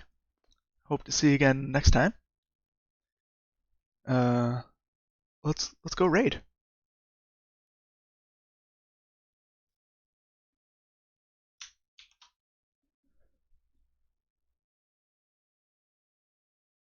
Hound if def. Hound if. How are you doing? You were doing some software and game development. What were you working on? Tell me about that. Also, if you need to take off because you've been streaming, totally understand. Then don't tell me about it. You can take off and do your own thing. For those who don't know me, my name is Will, or the Fool. You can call me either. I do coding here in the mornings where I'm learning to code, so don't expect good code. Working on an old Golang game. What kind of game is that all about? I have not created anything like that in Golang yet. So far, all my Golang stuff has been terminal-based, pretty much, I think. It was abandoned like 12 years ago. That sounds rough to return to. I do gaming in the afternoons. I play a lot of chat-suggested games, and then in the evenings on the weekends, I also play games. And I have some theme days on the weekends and stuff like that. I like to play a lot of chat-suggested games, too. So if you are big into games, feel free to recommend games that you want to see me play. I'm also going to go back here, off the throne. There we go. Supposed to be a turn-based strategy game in a haunted house. Huh. That could be fun. I used to play a lot of turn-based strategy. Right now, I am working on a project to create a blog aggregator. It is a guided project at BootDev, for anybody who might know what BootDev is. It's a site that teaches back-end development, and it takes you through a whole bunch of different things like Python and SQL, Golang. I got Docker coming up eventually here. Stuff that I don't really know anything about. But yeah, I've been working in Golang since around the end of November with a month off for Advent of Code, and then also had a week of SQL in there. Created a Pokedex. Yeah, it's all about learning. I am not super confident in my Golang, but I've been slowly making progress with a lot of Googling to remember how to do certain things or to try to figure out how to do certain things. Things that some people might think are extremely basic, I still have to look up. So it can be very frustrating if you want to see somebody who knows what they're doing. But I still get there eventually. It's kind of working right now. I just finished this page. I just submitted it.